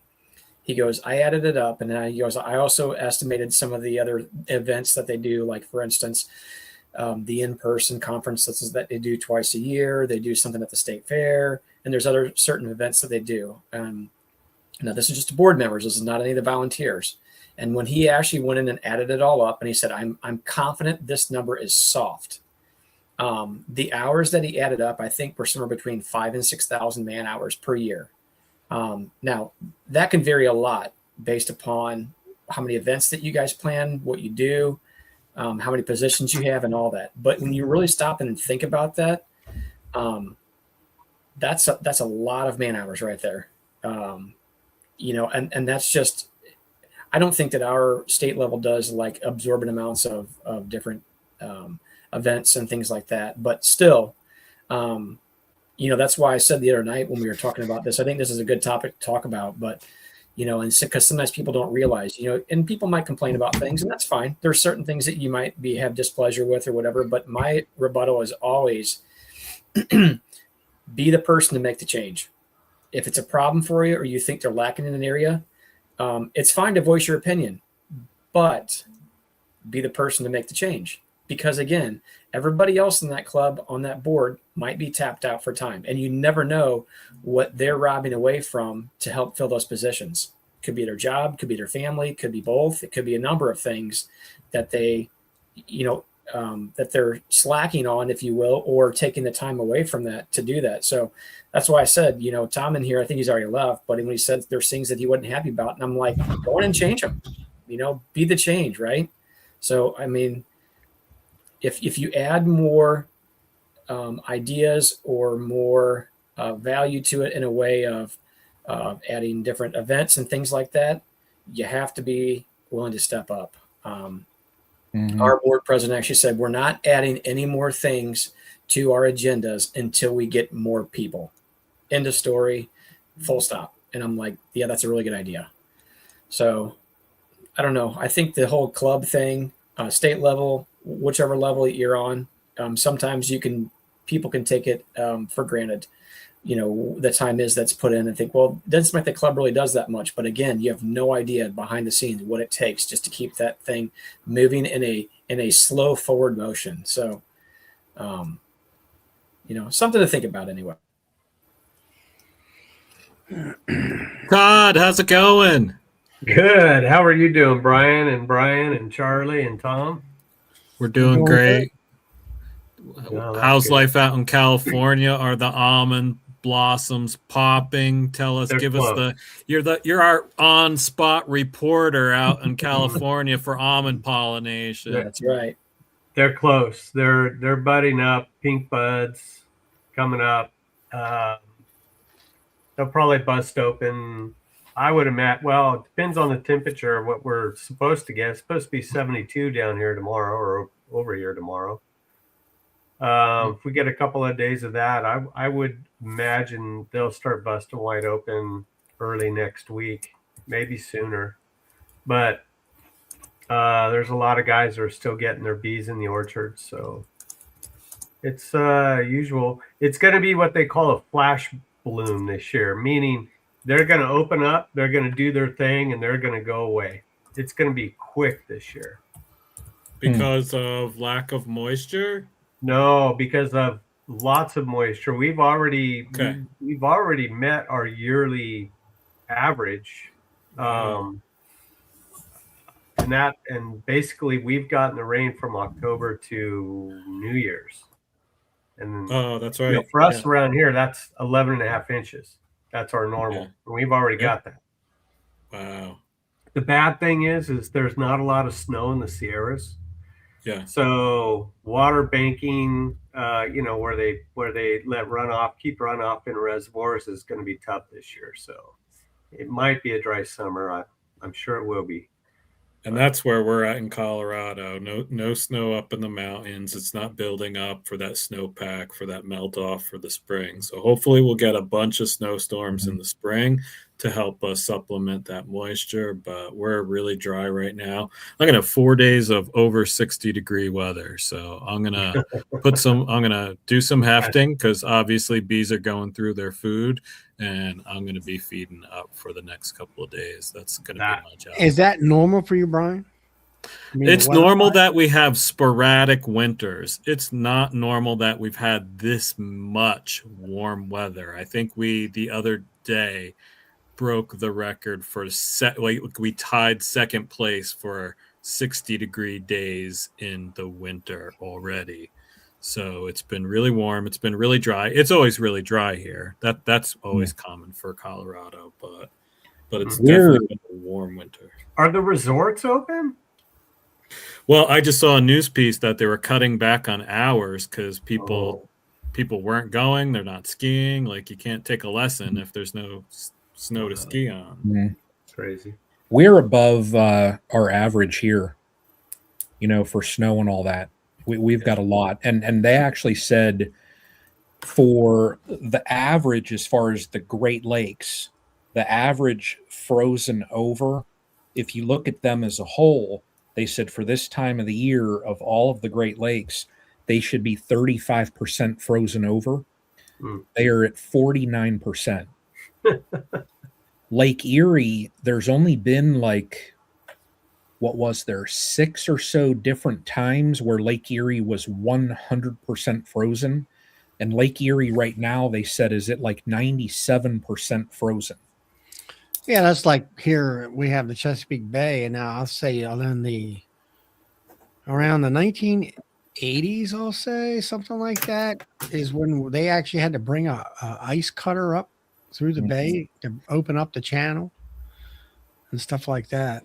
Yeah, I saw they actually had to do that to one of the barges going down the Ohio River.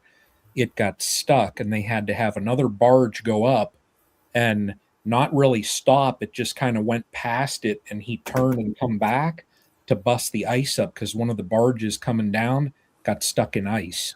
And I thought, and it's not often that you hear of barges getting stuck in the Ohio River, but here we're going to be above as far as precipitation. So, and I'm hoping that the cold that we've had, if you look at our last few years, it's been abnormally warm. 2 years ago, we were having swarms here in my area the first week of April, and our swarm season normally didn't start till the second week of May. So we were 5 weeks early. This weather that we're having this winter now is, if you go back 10 years or so, that's how the winters used to be. So I'm hoping that it resets everything freezes out some of the pests, takes care of, the algae. Our problem here is if we don't get a good freeze, we'll get those algae problems in the Great Lakes. So I hope that this winter resets everything and then we have a fantastic spring. I hope. I got a question for Tom. You stated here that the last show we had, we were talking about you and Melissa going to, I guess, EMBA club, and did you have pre-bee experience? And you said you didn't like the club, you weren't welcomed or whatever it was. Now, just for reference, we weren't talking about the EMBA. Okay. When we had displeasure of a club, it was another club. Then I won't disclose any of that. But now, what I was curious is that you had pre-bee experience. You said you weren't really wanting to join a club, so obviously you've learned how to keep bees prior to going to the club. Somehow. So when Melissa and I started our journey with beekeeping, we both talked about what we might look out of it and the idea of potentially getting into it. But we said, hey, we're going to take a couple of formal classes before we decide what we want to do exactly. And that's just what we did. There is we do have a beekeeping supplier, the only one in St. Louis area. She's a EAS certified master beekeeper, if that makes any difference to anybody. So she's an educated woman. Very methodical about her thinking, the way she does things. She also owns a beekeeping store in St. Louis, which is a very good one, by the way. Carries a lot of product, a lot of classes, a lot of different events and stuff like that. Really engages with the community. We took a couple of classes with her. We took one through the local community college. So I think we had 2 or 3 different classes, and they were mostly beginner level. But, quickly, once we started to learn a little bit, we wanted to learn more. So we took part of that first year, basically. Well, yeah, the first year we started looking into it, we didn't have any bees whatsoever. But then later on that fall, one of my landscaping customers had an open air hive, and it was really small. It was October. Even an experienced beekeeper probably couldn't have kept this thing going because it was small. But anyway, we did a cut out of the tree, hanging on a branch, put it in a small nucleus colony, and that was our first experience with them. They ended up dying. They were a small cluster, things like that. But the next year is when we started our beekeeping adventure at that point in time. And because the lady who owned the beekeeping store, and keep in mind, this was before the COVID era, if you will. We started a couple years before that. And then, so we were just kind of self-taught, if you were, where we would listen to a lot of different presentations, talks, some YouTube stuff, not all. But we just kept learning and learning and learning. We would go up and talk to her very often about things and different implementations and how to do things, and a lot of back and forth. So there was a lot of value there for us. We spent a lot of money with her, but she also gave us a lot of education. So, the short of it, what got you interested in bees to begin with? Melissa. Okay. So we could blame her? Yes. Okay. She seen a video come across, I don't remember where it was at. It could have been TikTok or something, I don't know, of somebody doing a cutout. And she thought that was interesting because that person had spouted off a few different factoids about bees, right? Which is typically, you can reel somebody in with about 2 or 3 factoids about bees, and you can reel them in so quickly. It's ridiculous. It just takes that little. So, and then she would watch these videos. So Melissa and I don't really watch a lot of TV, but when we go to bed, sometimes we'll turn on something for a minute and maybe watch a couple of educational videos, or like I used to watch the show How It's Made, different things like that. But mostly I like that. Normal television programming, it bores me to death. I don't like it. I don't like the nonsense. So we don't typically watch a lot of TV, but so when we get ready to go to bed, she would watch a few of these things and she'd say, "Hey, did you know that X, Y, and Z about bees?" And I'm like, "Huh, that's really cool." And then, each night I'd be like, "You watching the bee stuff again?" She's like, "Yeah." And I'm like, "Whatever." And I'd just roll over and go to sleep. And so anyway, it just kind of grew. And then she's like, one day in a joking manner, she's like, "Hey, we should get bees." And I'm like, "Absolutely not." And I'm like, "Do you have any idea how much I work?" And I'm like, "I am not looking for a second job." And anyway, and she's like, "Yeah, whatever, no big deal." And so slowly but surely the seed was planted, and she watched videos, and I'd kind of, roll over next to her and I'd be watching a little bit. And I'm like, "Did you just hear what he just said? Another factoid about a bees or something, or a colony or something like that." And I'm like, "That's really cool. I didn't know that." So that just kind of it really snowballed is what it did.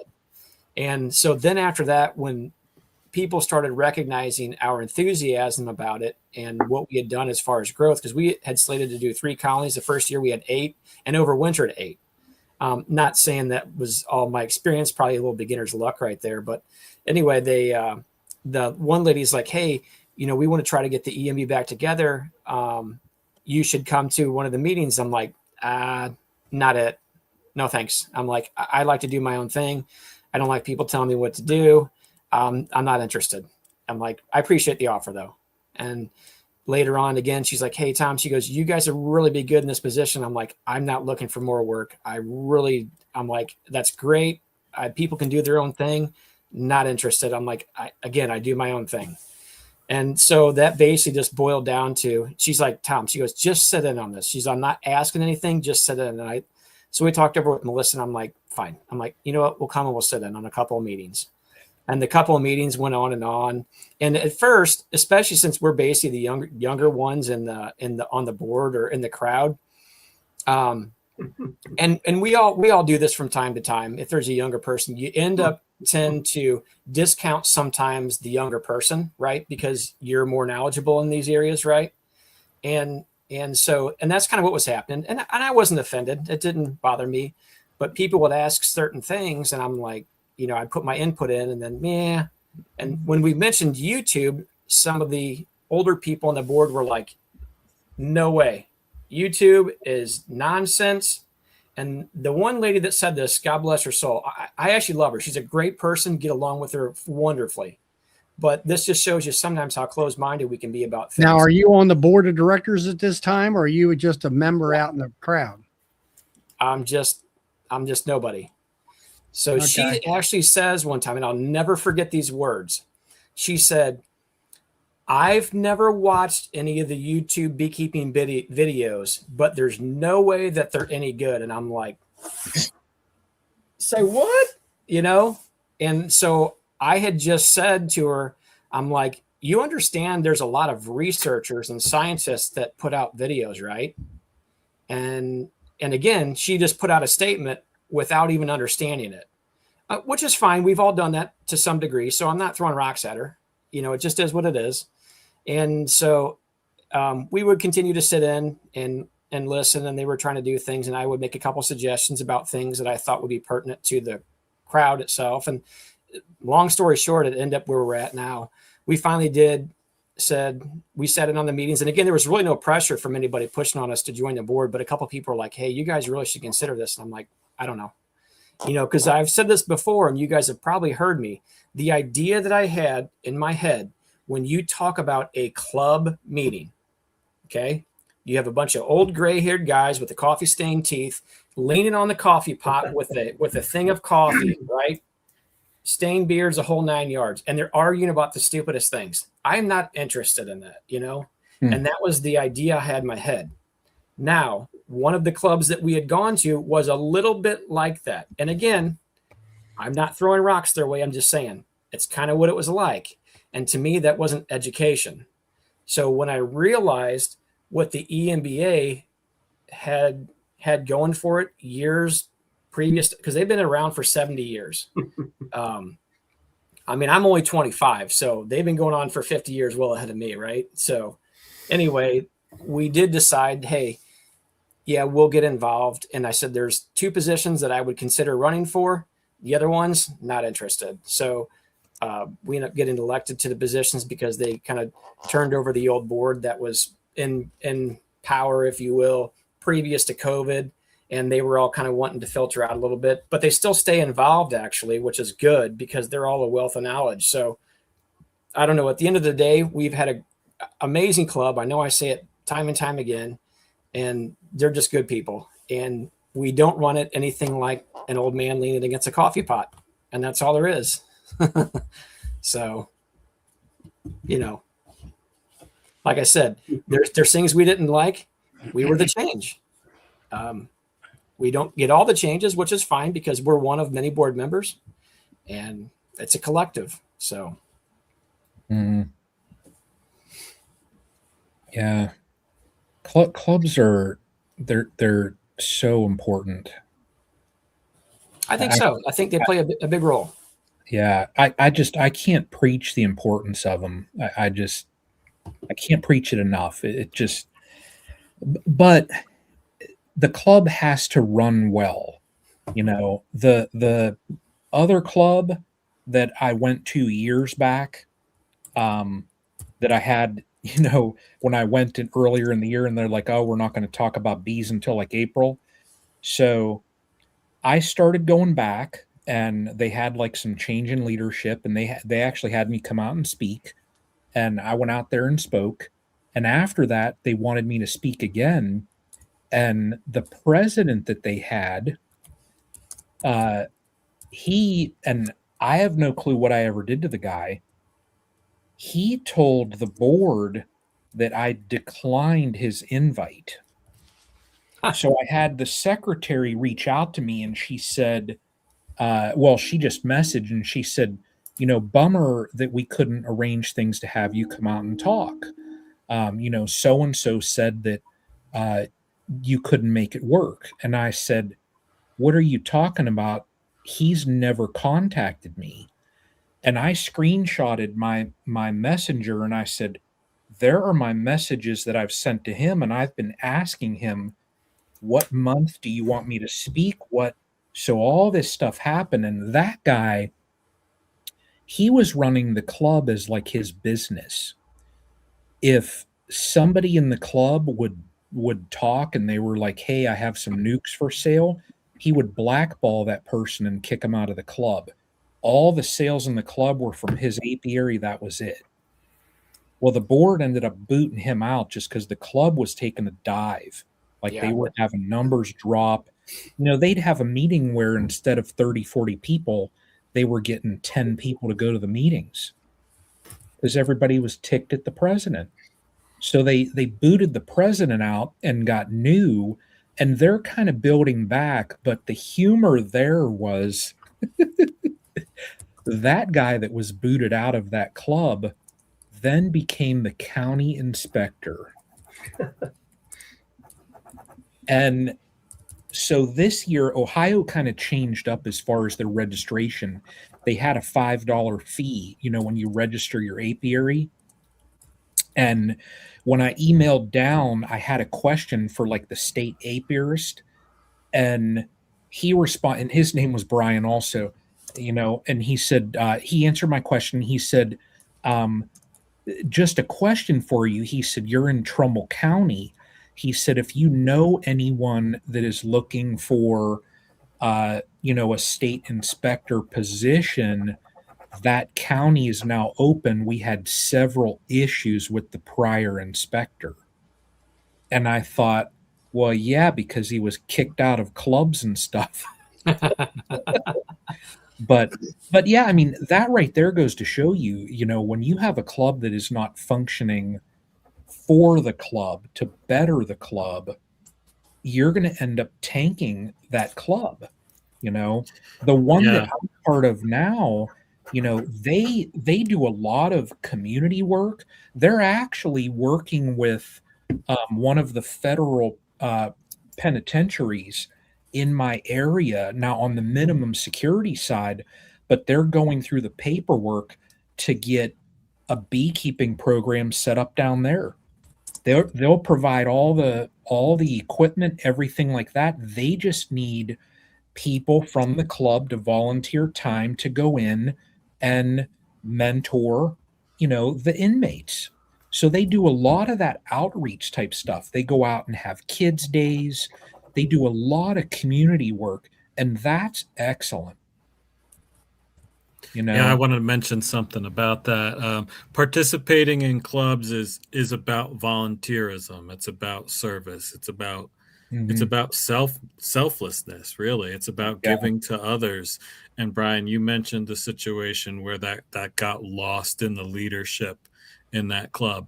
It's common that people get really passionate about beekeeping, and it's common that those same people that get really passionate end up in some sort of business situation with their beekeeping and in a leadership role on a public, some sort of beekeeping club. I think that's really common. I also think it's really vital as people, and I hope that's what people are getting out of this conversation. What does a healthy club look like? So when I'm looking for a healthy, vibrant club, I know what to look for when choosing one. There are clubs that are run by small business owners that are doing a great job and are separating out that running of their club and then the running of the business. And let's be clear, they're doing that at the sacrifice of their business. They're actively not promoting themselves. And sometimes, like you said, if they're doing it with integrity, allowing other people to promote themselves on that floor that they're facilitating. And they're trying really, really hard to separate out, here's my business and here's my volunteerism. That's hard, right? That's really hard. And it's easy to go wrong, and it's easy to cloud the different goals that you have in mind because you just love bees. And both of these things are about loving bees, and you're trying to separate them. It's really important that any of us that decide to embark in participating on a board of a local club, if we're business people, really be mindful about separating out our personal business goals with the success of the club. If they become intertwined, that club is going to suffer because that's not what the club is about. Yeah. Yeah. You guys, Brian. I'm sorry. Go ahead, Brian. do you guys have, so with me wanting to change up just how this club runs their banquet, do you guys have any input on like some activities, some different things that could be included into the banquet? That way they're more club centered and not, well, here's a speaker. Honey tasting. I was thinking about that. I was thinking on at some point it'd probably be around July or so, just because that's typically when the extraction take place. In the July meeting, letting everyone know, say, hey, if you want to provide, it could even be a small little 8-ounce jar, just a little bit, doesn't have to be a lot. You know, even if they want to bring a little teeny one, doesn't matter, and just set up a tasting table with all of the different club members, because we have members from like 3 counties. Well, actually 4 counties worth all go to that club. So there's a little bit of Western Pennsylvania. There's Northeast Ohio. We get some people from, now the club is Columbiana Mahoning County Beekeepers. So we'll get Columbiana County, Mahoning County, and then we have some Trumbull County folks like me. So we have a couple different, counties involved in the club. That's why I was thinking of tasting. That would be awesome, because we all know that it's context is key there, and it's all regional. So, And now, like next week, we're having our tasting, but we also have black jar, which is you bring in a bottle. You might have your label on it, but we cover it up with tin foil, and then you enter. You know, let's say you have a group of, let's say, I don't know, 24 bottles, and then you have everybody in the club or whoever's there taste it, and they put a ticket in that cup, the ticket cup for that jar, what they think is first place or what they like the most, and whoever gets the most tickets wins the black jar. Yeah, we've seen that done in Louisiana, if I remember correctly. 3 years ago, I think it was. And that's where I met some of the Louisiana fellas, which was pretty fun. Yeah, I mean, we have, like you say, I'm bringing in a lot of the stuff that people give me a knob. And then other people bring their different jars around, and we just taste everything. Mm-hmm. And that kind of thing. And like last year, Tom, I had the bourbon honey. That was one of the most popular ones. And then there's ones who want to enter into the black jar. And then we also have honey swap, where I think you got to bring in 2 bottles, as long as everybody's got to bring in the same amount, and you get a ticket stating that, you were one of the persons who actually put a honey in the honey swap, and you can go up to that pile of honey and pick out a bottle. So Charlie, what I was going to say, I don't know why we never really thought about it before, even though, Madeiras has done it and Cayman have done it, and other places have put that on. But what I would say is, like, you or anybody else that's coming into town, Todd, Brian, and Castle Hives, when he comes into St. Louis here in February in a couple weeks too, right? Bring a bottle of your honey with you guys, if you would. Doesn't have to be a big one. And even if we don't get to do anything at the conference, because it may be a little bit late to try to put that together, maybe we could pull some strings out of our hat and get some small tasting together while we're there, if we can figure out a space. So go ahead. When I say something to Melissa about this, she's going to throw a rock at me. So if I come back next time and I have a black eye, that's probably why. Just wear a football helmet. Yeah, hey, that's a good idea. What is the deadline for the black jar contest? Is it already? So I don't know the answer to that, Todd. What I would suggest you do is go to the EMBA website, and you should be able to see the link there, I think, for the Honey Show rules. Yeah. It is very possible, and I don't know this to be a fact. Melissa would be able to better understand this, and she's the one that directly handles most of that. It's possible that you may not be eligible to enter the black jar. Oh, that's true. Because not all the time, but often It is for the residents of that state. No, So, no worries. I don't want to take Dodd's prize away from him anyway, so that's all right. Keep your blue curl at home. I'll leave the blue curl here. Brian, I have heard him talk to and Charlie. talk about this blue curl, but I have never seen it. I've never tasted it, and I don't know anything about it. I'm actually convinced it doesn't exist until he brings me a taste of I've that. got a bottle of it. Charlie's had 2 bottles in his lifetime. Well, I haven't gotten one, Todd. It I just tastes want like to taste. it's kind of got a nice sweet flavor like locust honey. So, I don't mean to backtrack too much, but something that I can't quit thinking about, that you said something earlier. Brian did actually, Castle Hives. He said that the guy was being self-promoting in the club. That is absolutely unequivocally wrong in every way possible. If somebody thought, well, it might be okay, it's absolutely not.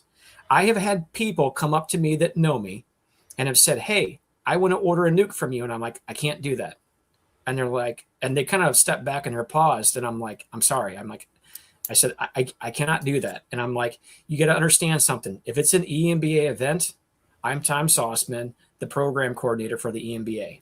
I said, I'm not Tom Sauceman via Honeybees, owner and manager of Melissa Sauceman. Don't tell her I said that. Well, I disagree with that. that. I disagree with that. They came to you. You didn't go to them. Yeah, and you but weren't it's still, advertising. in my opinion, it's still in bad taste. So, I mean, that could be a gray area for some people, and that's fine. And I'm not here to judge anybody, but for me, it's a no-go. I can't do it. And I told him, let me ask you this: everybody here, does your club provide a list of queen producers in your club, nuke producers in your club, and stuff like that? So our club provides those things. We provide queens in the spring. We also provide nukes. That's how we fund a lot of our meetings. When we have to bring somebody I'm talking in, about a list of members that are selling product. Oh, no, because again, the club sells those, and that's how we earn our money to hold things and earn that. So we've had people ask before, hey, we want to advertise whatever. I'm like, I'm sorry, you can't do that. If it got down later on when the club didn't have any of that left, I think that would be okay for us to suggest a couple people. But again, that's how the club earns money for that. That's 2 of our, well, not necessarily queens. Queens are really hard to make money on. They're so delicate, and everything has to go correct the right way. But nukes, we can do a little bit better on. And then again, I mean, if you have a club meeting, by the time you pay rental and you have some finger foods and you pay a speaker to come in, if you bring a speaker in from out of town, it's going to cost you $1,500. You even have a small speaker fee, you pay travel, things like that, lodging, take them out to dinner, all that sort of thing. I mean, that's $1,500. So it's not difficult to spend $1,500 to $2,000 on a club meeting, depending on where you meet at, how much that costs you, and things like that. So, I mean, that can be very costly. I mean, if you did $2,000 across the course of every month, I mean, it's a pretty good chunk of change. So, yeah, because you obviously have a club that generates a lot of money because. Well, we also try to do a lot of fundraisers too. So like I said earlier, if there's something that I didn't like, I was the guy that stood in the gap. We absolutely have done that, So it doesn't create a lot of revenue, but we've seen a void too with the whole wax dipping thing. And I was very reluctant to want to do it because I was thinking about the liability side on things, putting myself out there. But we decided to do it. So the last 2 years in a row, and this will be the 3rd year, we've done kind of more or less it turned into a couple day event. 1 year, and I said I would offer 1 day of my service and such to do the wax dipping thing. But then again, that's something I don't think any other clubs, I know for a fact in our area that they don't. But I thought that added a lot of value to it, which is what we were looking for. We wanted to add a service to people in our club and make our club just an amazing place to be. So. Yeah, the club, I tell you, the one that I'm at now, for all of the speakers that I've lined up clear through August, getting closer to the fall, there's only one where there was a fee, and he's close enough that it's not the fee is not not going to break the bank. I'll just say that. It's not a large fee. And I'll tell you, like, where we have the meetings, I don't know how they arrange this, but it's at a senior center and they let them hold the meetings there for free. Oh, wow. So the like monthly space, that's free. They even have on wheels, they keep their library there, the club library. It looks like a four deep kind of stack, and it opens up and there's shelves in it and there's all the books. This senior center, they actually let them keep that there. It's on wheels, so there's a little teeny room where they let them keep some supplies. So they're very lucky in that, like the monthly meetings, there typically is zero cost. They have, at the very beginning of the meeting, they'll have a potluck, and it's just all the club members. People just bring a dish. So, and like I said, the meetings are on Sundays. So, it's 1 o'clock they start. So it's typically, enough time that folks can go to church, things like that. And then afterwards they can go to the club. You can have a nice lunch. We have the meeting, and there's typically $0 spent at any of the club meetings. So now the club they're very fortunate that they have that, because not all clubs, they don't have a building that's going to hold. I've gone to a meeting there before and there was 70 people. So not all clubs have access to a spot that's free, that's going to offer up a space where 70 people can meet. Usually situations like that are because there's a member of the club that works there, has some sort of access to that facility, to a church or a school or something like that, which is a good hookup, which is a good reminder to don't forget that member base is a potential. They don't have to be a board participation to be able to help out your club, right? So don't forget to ask if you're looking for a space. And it's amazing now, like, to have a space. The last space that my local club has was geographically nice. Parking was nice, but inside it was not set up for technology. There was no air conditioning. So people were miserable in that room if it got packed. And then you had to lug in technology every single time. Like, there are buildings, like you go to a library, you go to a church, they've already got technology embedded into the infrastructure that you're often just tapping into, which is really, really important. Yeah, that's like this place here. They have a computer that it's a public computer. If you do want to log on to there, you can. So if you have, if there's a speaker that has a slideshow, anything like that, they could log in. Whenever I typically do not log into those computers on my Google or anything. Just, I don't trust it. But they say, hey, there's no problem with just disconnect the HDMI, plug it into your computer. But in all of the meetings I've been to there's never been a hiccup. I'm knock on wood because I just jinxed it. But there's never been a hiccup with any of the technology. It works. There's a nice, gosh, I don't know what the size of the TV is, but there's a pretty large TV in there that it is connected to. So the meeting location is fantastic. Parking lot wise, this parking lot, because it's at a senior center. I mean, this parking lot could probably fit 100 cars, 150 vehicles. So they have the space where they could accommodate, if their meetings, if they grew to 100 people, they have the space there. So they're lucky. They're very lucky. They're very fortunate and lucky to have that. Nice. Yeah. Well, thanks everyone. I think this has been a great conversation. To wrap up, I want to circle back to something that Charlie was talking about, and I've heard Charlie talk about before, and it's definitely a valid frustration, but I want to kind of reframe it a little bit. Charlie, you talk often about the frustration of new beekeepers or just beekeepers in general not always having the passion for learning that you hope that they have. In my experience as a teacher, I taught elementary for 20 years. At first I wanted every kid to get 100 on the test. I wanted every kid to be the best reader.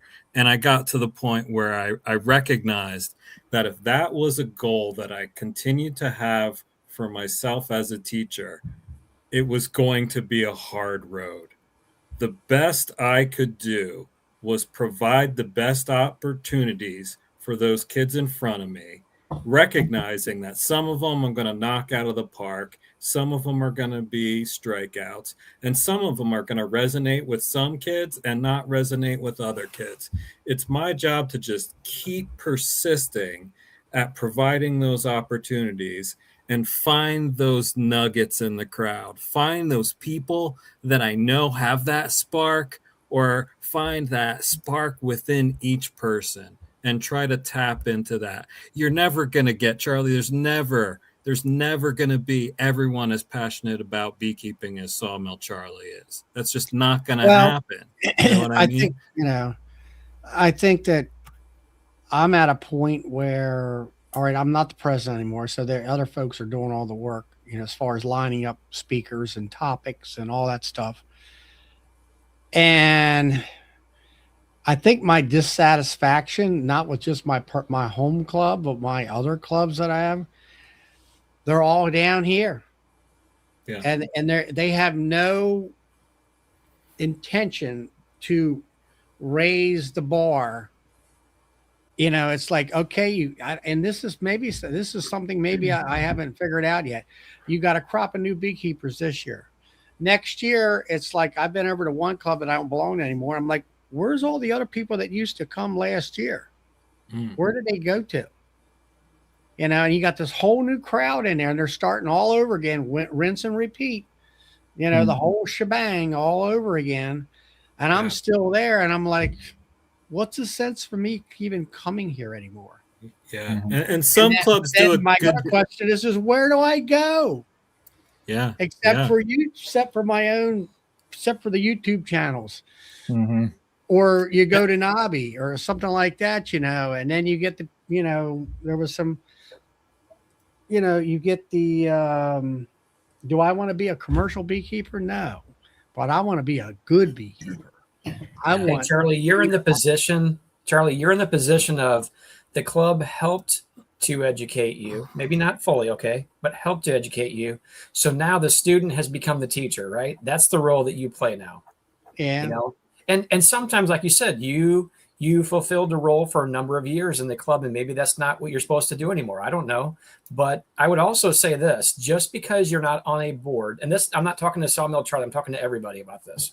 Just because you're not on the board doesn't mean that you can't fill in at an event, or maybe even on a committee, So I am still on the board. I'm still on the board. I just had a board meeting tonight before I come here. Yeah. But as a past president board, and I'm also the IT guy and all that, because that's what I've done in the past. But I'm the guy sitting in the seat out front listening to the speaker, and I'm like, it's like, okay, this is all right, the state of Maryland's this coming weekend, we're going to have a splits and nukes class. And I'm like, you're a state level. It's the state level club that I belong to. And I'm like, you're going to charge $50-$60 for this class. They did the same thing the last X amount of years. And I'm like, that's what you ought to be learning at your local club. Let's put the bar up at the state level. Used to be the state level brought on Michael Palmer and brought in, those types of folks. Of course, back then you didn't have YouTube either. So, that's killed a lot of that bringing in the big boys type of thing. Talking about speakers, I apologize if this has been brought up. I've been going back and forth in the comments section tonight. Is there a rule of thumb on the when speakers should be, drawn up when you start planning for speakers? I mean, is it like, am I going to am I going to start looking for speakers right now for next February's meeting? Or, Yeah. I mean, big ones, yes, I get that. But if you have more of a local, well, not local, but regional. Well, our speaker list right now, I think we've already figured out or booked for the next 6 months out. Mhm. Yeah. Okay. I think there's an opening in some of the winter speakers. I don't know, somewhere around late fall or early, I forget what. It's a couple months there that it's empty. Mm-hmm. But we can, we got enough time that we got 5 to 6 months to figure out what we need want to do for the next 6 months. Or we might have pretty much all of them for the year what sessions we need speakers for, except for maybe 2 months. September. You got to plan out ahead because these people get booked. Yeah, they get booked fast. They We're get booked running at into- maybe not another beekeeper club, but maybe a personal life situation. My club is running, and I'm on the board of my club. We're running into an issue about that currently right now. We're trying to figure it out. I think we will be able to, but at the same time, I'm going to bring up or make a motion about, you know what, we need to plan this farther out than just a couple of months. Now, this is a big name, and he is regional, but last minute stuff is not flying by the seat of your pants, so to speak, is not the best way to do it. No, So I'll be talking about that at our next board meeting, and introducing some type of, guideline to follow, because this is back and forth that we're having right now is kind of crazy and frustrating. And we've already announced, the flyers are out with all the speakers on it. So it's just it will probably go, but there's always a chance that it might not. And if, a lot of people might be buying tickets like for this speaker to see the speaker. Like I'm going to Missouri because I want to listen to Kent Williams, and of course visit with everybody else, including Tom and Melissa and Brian and Charlie and Bill that are going to be there, and Clay and everybody else that will be there. So I need to make sure that they understand we just can't plan for something like this in a couple of months. Well, it's like I got a club I belong to in Pennsylvania up in Chester, and they're going to have on the 28th of March, they're going to have a one-day event, kind of like EMBA. And they used to have them prior to COVID. They were wonderful. That was probably my first quote conference. And I mean, that was pre YouTube and all that other stuff. And we had Michael Palmer coming in, and they, on one day, you had Michael Palmer and Dr. Tom Seeley, and you had, I don't know, one of the guys that writes one of the Wikipedia books, he's a science guy. He was teaching a beekeeper basic class, and they had different tracks, intermediate, advanced, and all these different things. But I never could understand. I told him, I said years ago, I said, you plan it. You only got 6 months to do this thing. I said, don't you think you ought to be starting the day after the conference to get everything, all worked out a year in advance, especially something that big? Yes. As soon as our conference is going to be up, we're going to be looking at the venue spaces so we can lock that down. It's difficult to lock down speakers if you don't have a space. Spaces can be difficult depending on how much you need. If you're just needing a church basement, not as much of a problem. If you need a space for 350 or 400, it becomes a little more challenging, and it becomes more expensive too. Yeah. Well, I mean, in your situation, I mean, there's a lot of us outer towners coming into your thing. Yeah, because I mean, I have to say, I think, one thing I'm going out there for is because of the camaraderie that we all have together from all over the United States that are coming there. We're kind of like, this is kind of like a miniature Nobby in my opinion of it. And then you have quality speakers with quality types of subjects. At least I believe that's what's going to happen there. And you need a place like the hotel in order for us to come and have a place to stay. Yeah. That's convenient. If it's all in one place, that's even better. Sure. Mm-hmm. Yeah. Well, it is 10:40 here.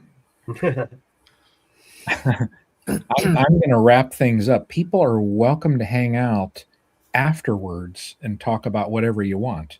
But I'm going to go ahead and wrap this thing up. Hate to, but I could sit here and talk all night, but I got to wake up early tomorrow and hit the road and do all that stuff. So, Brian, thanks for hosting. Thanks for having us on thank tonight. you, Brian. Appreciate no, it. I was just going to say thank you guys for joining in. So I was kind of at a toss up of what to do tonight, and this worked out great. So thank you guys so much. So I will not go around the horn and say, hey, what's coming up and do all that kind of stuff, because I know we're going to be here another 45 minutes if we do that.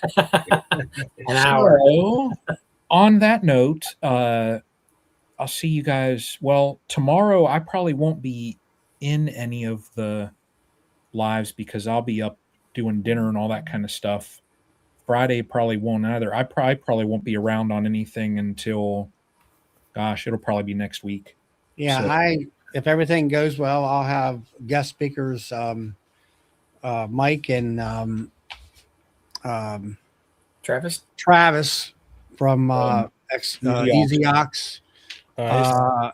I know they're up there at the show. I just got text from Travis, and we're gonna try to do a special presentation. Let everybody know about the different things that have been changing rapidly here in the last week or so on their products that they're selling, and different type, different size products and all that kind of thing. So we're going to have them come in and okay. into the show on Friday and let everybody know what's going on in their product line and what's coming down the pike for us to buy, and how they're helping us, get, larger volume amount of product or whatever. They got their license paper where now they're compliant with the EPA, and they can legally, state that you can put 4 grams of OA into the hive bodies. Oh, nice. Which they had that problem at Nobby, that they had the okay, but they didn't have the paper. Well, now they got the paper. So I want everybody to know that, hey, everybody out there, come on the chat. They'll tell you about other things that are coming down the pike and things that they have talked about before. Now they've got it in hand and they can show you what they got. So that's going to be Friday night. Excellent. Okay. If everything goes well, they're going to try to do it from their room at the show. Yeah. So hopefully that'll work out well. Sounds good. Well, I'll catch you guys probably, it's probably going to be next week, Monday or so, by the time I'm back on the live. So other than ours on Friday, but that doesn't count. So, but you guys have a fantastic night, everybody that's watching, and everybody that's here, hang out.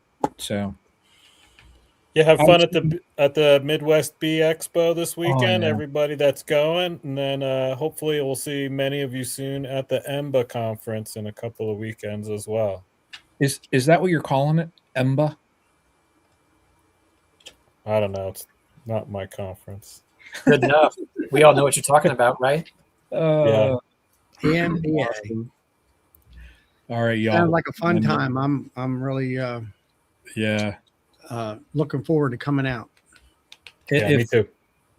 If it was closer, I might be able to swing it, but I'd have to take off multiple days of work, and I'm already chewing up PTO going to the 2 that I have already here. So, but oh well. But we'll have fun this weekend. Oh yeah, it'll be fun. It'll be fun. So I'm going to end it all out. Here we go.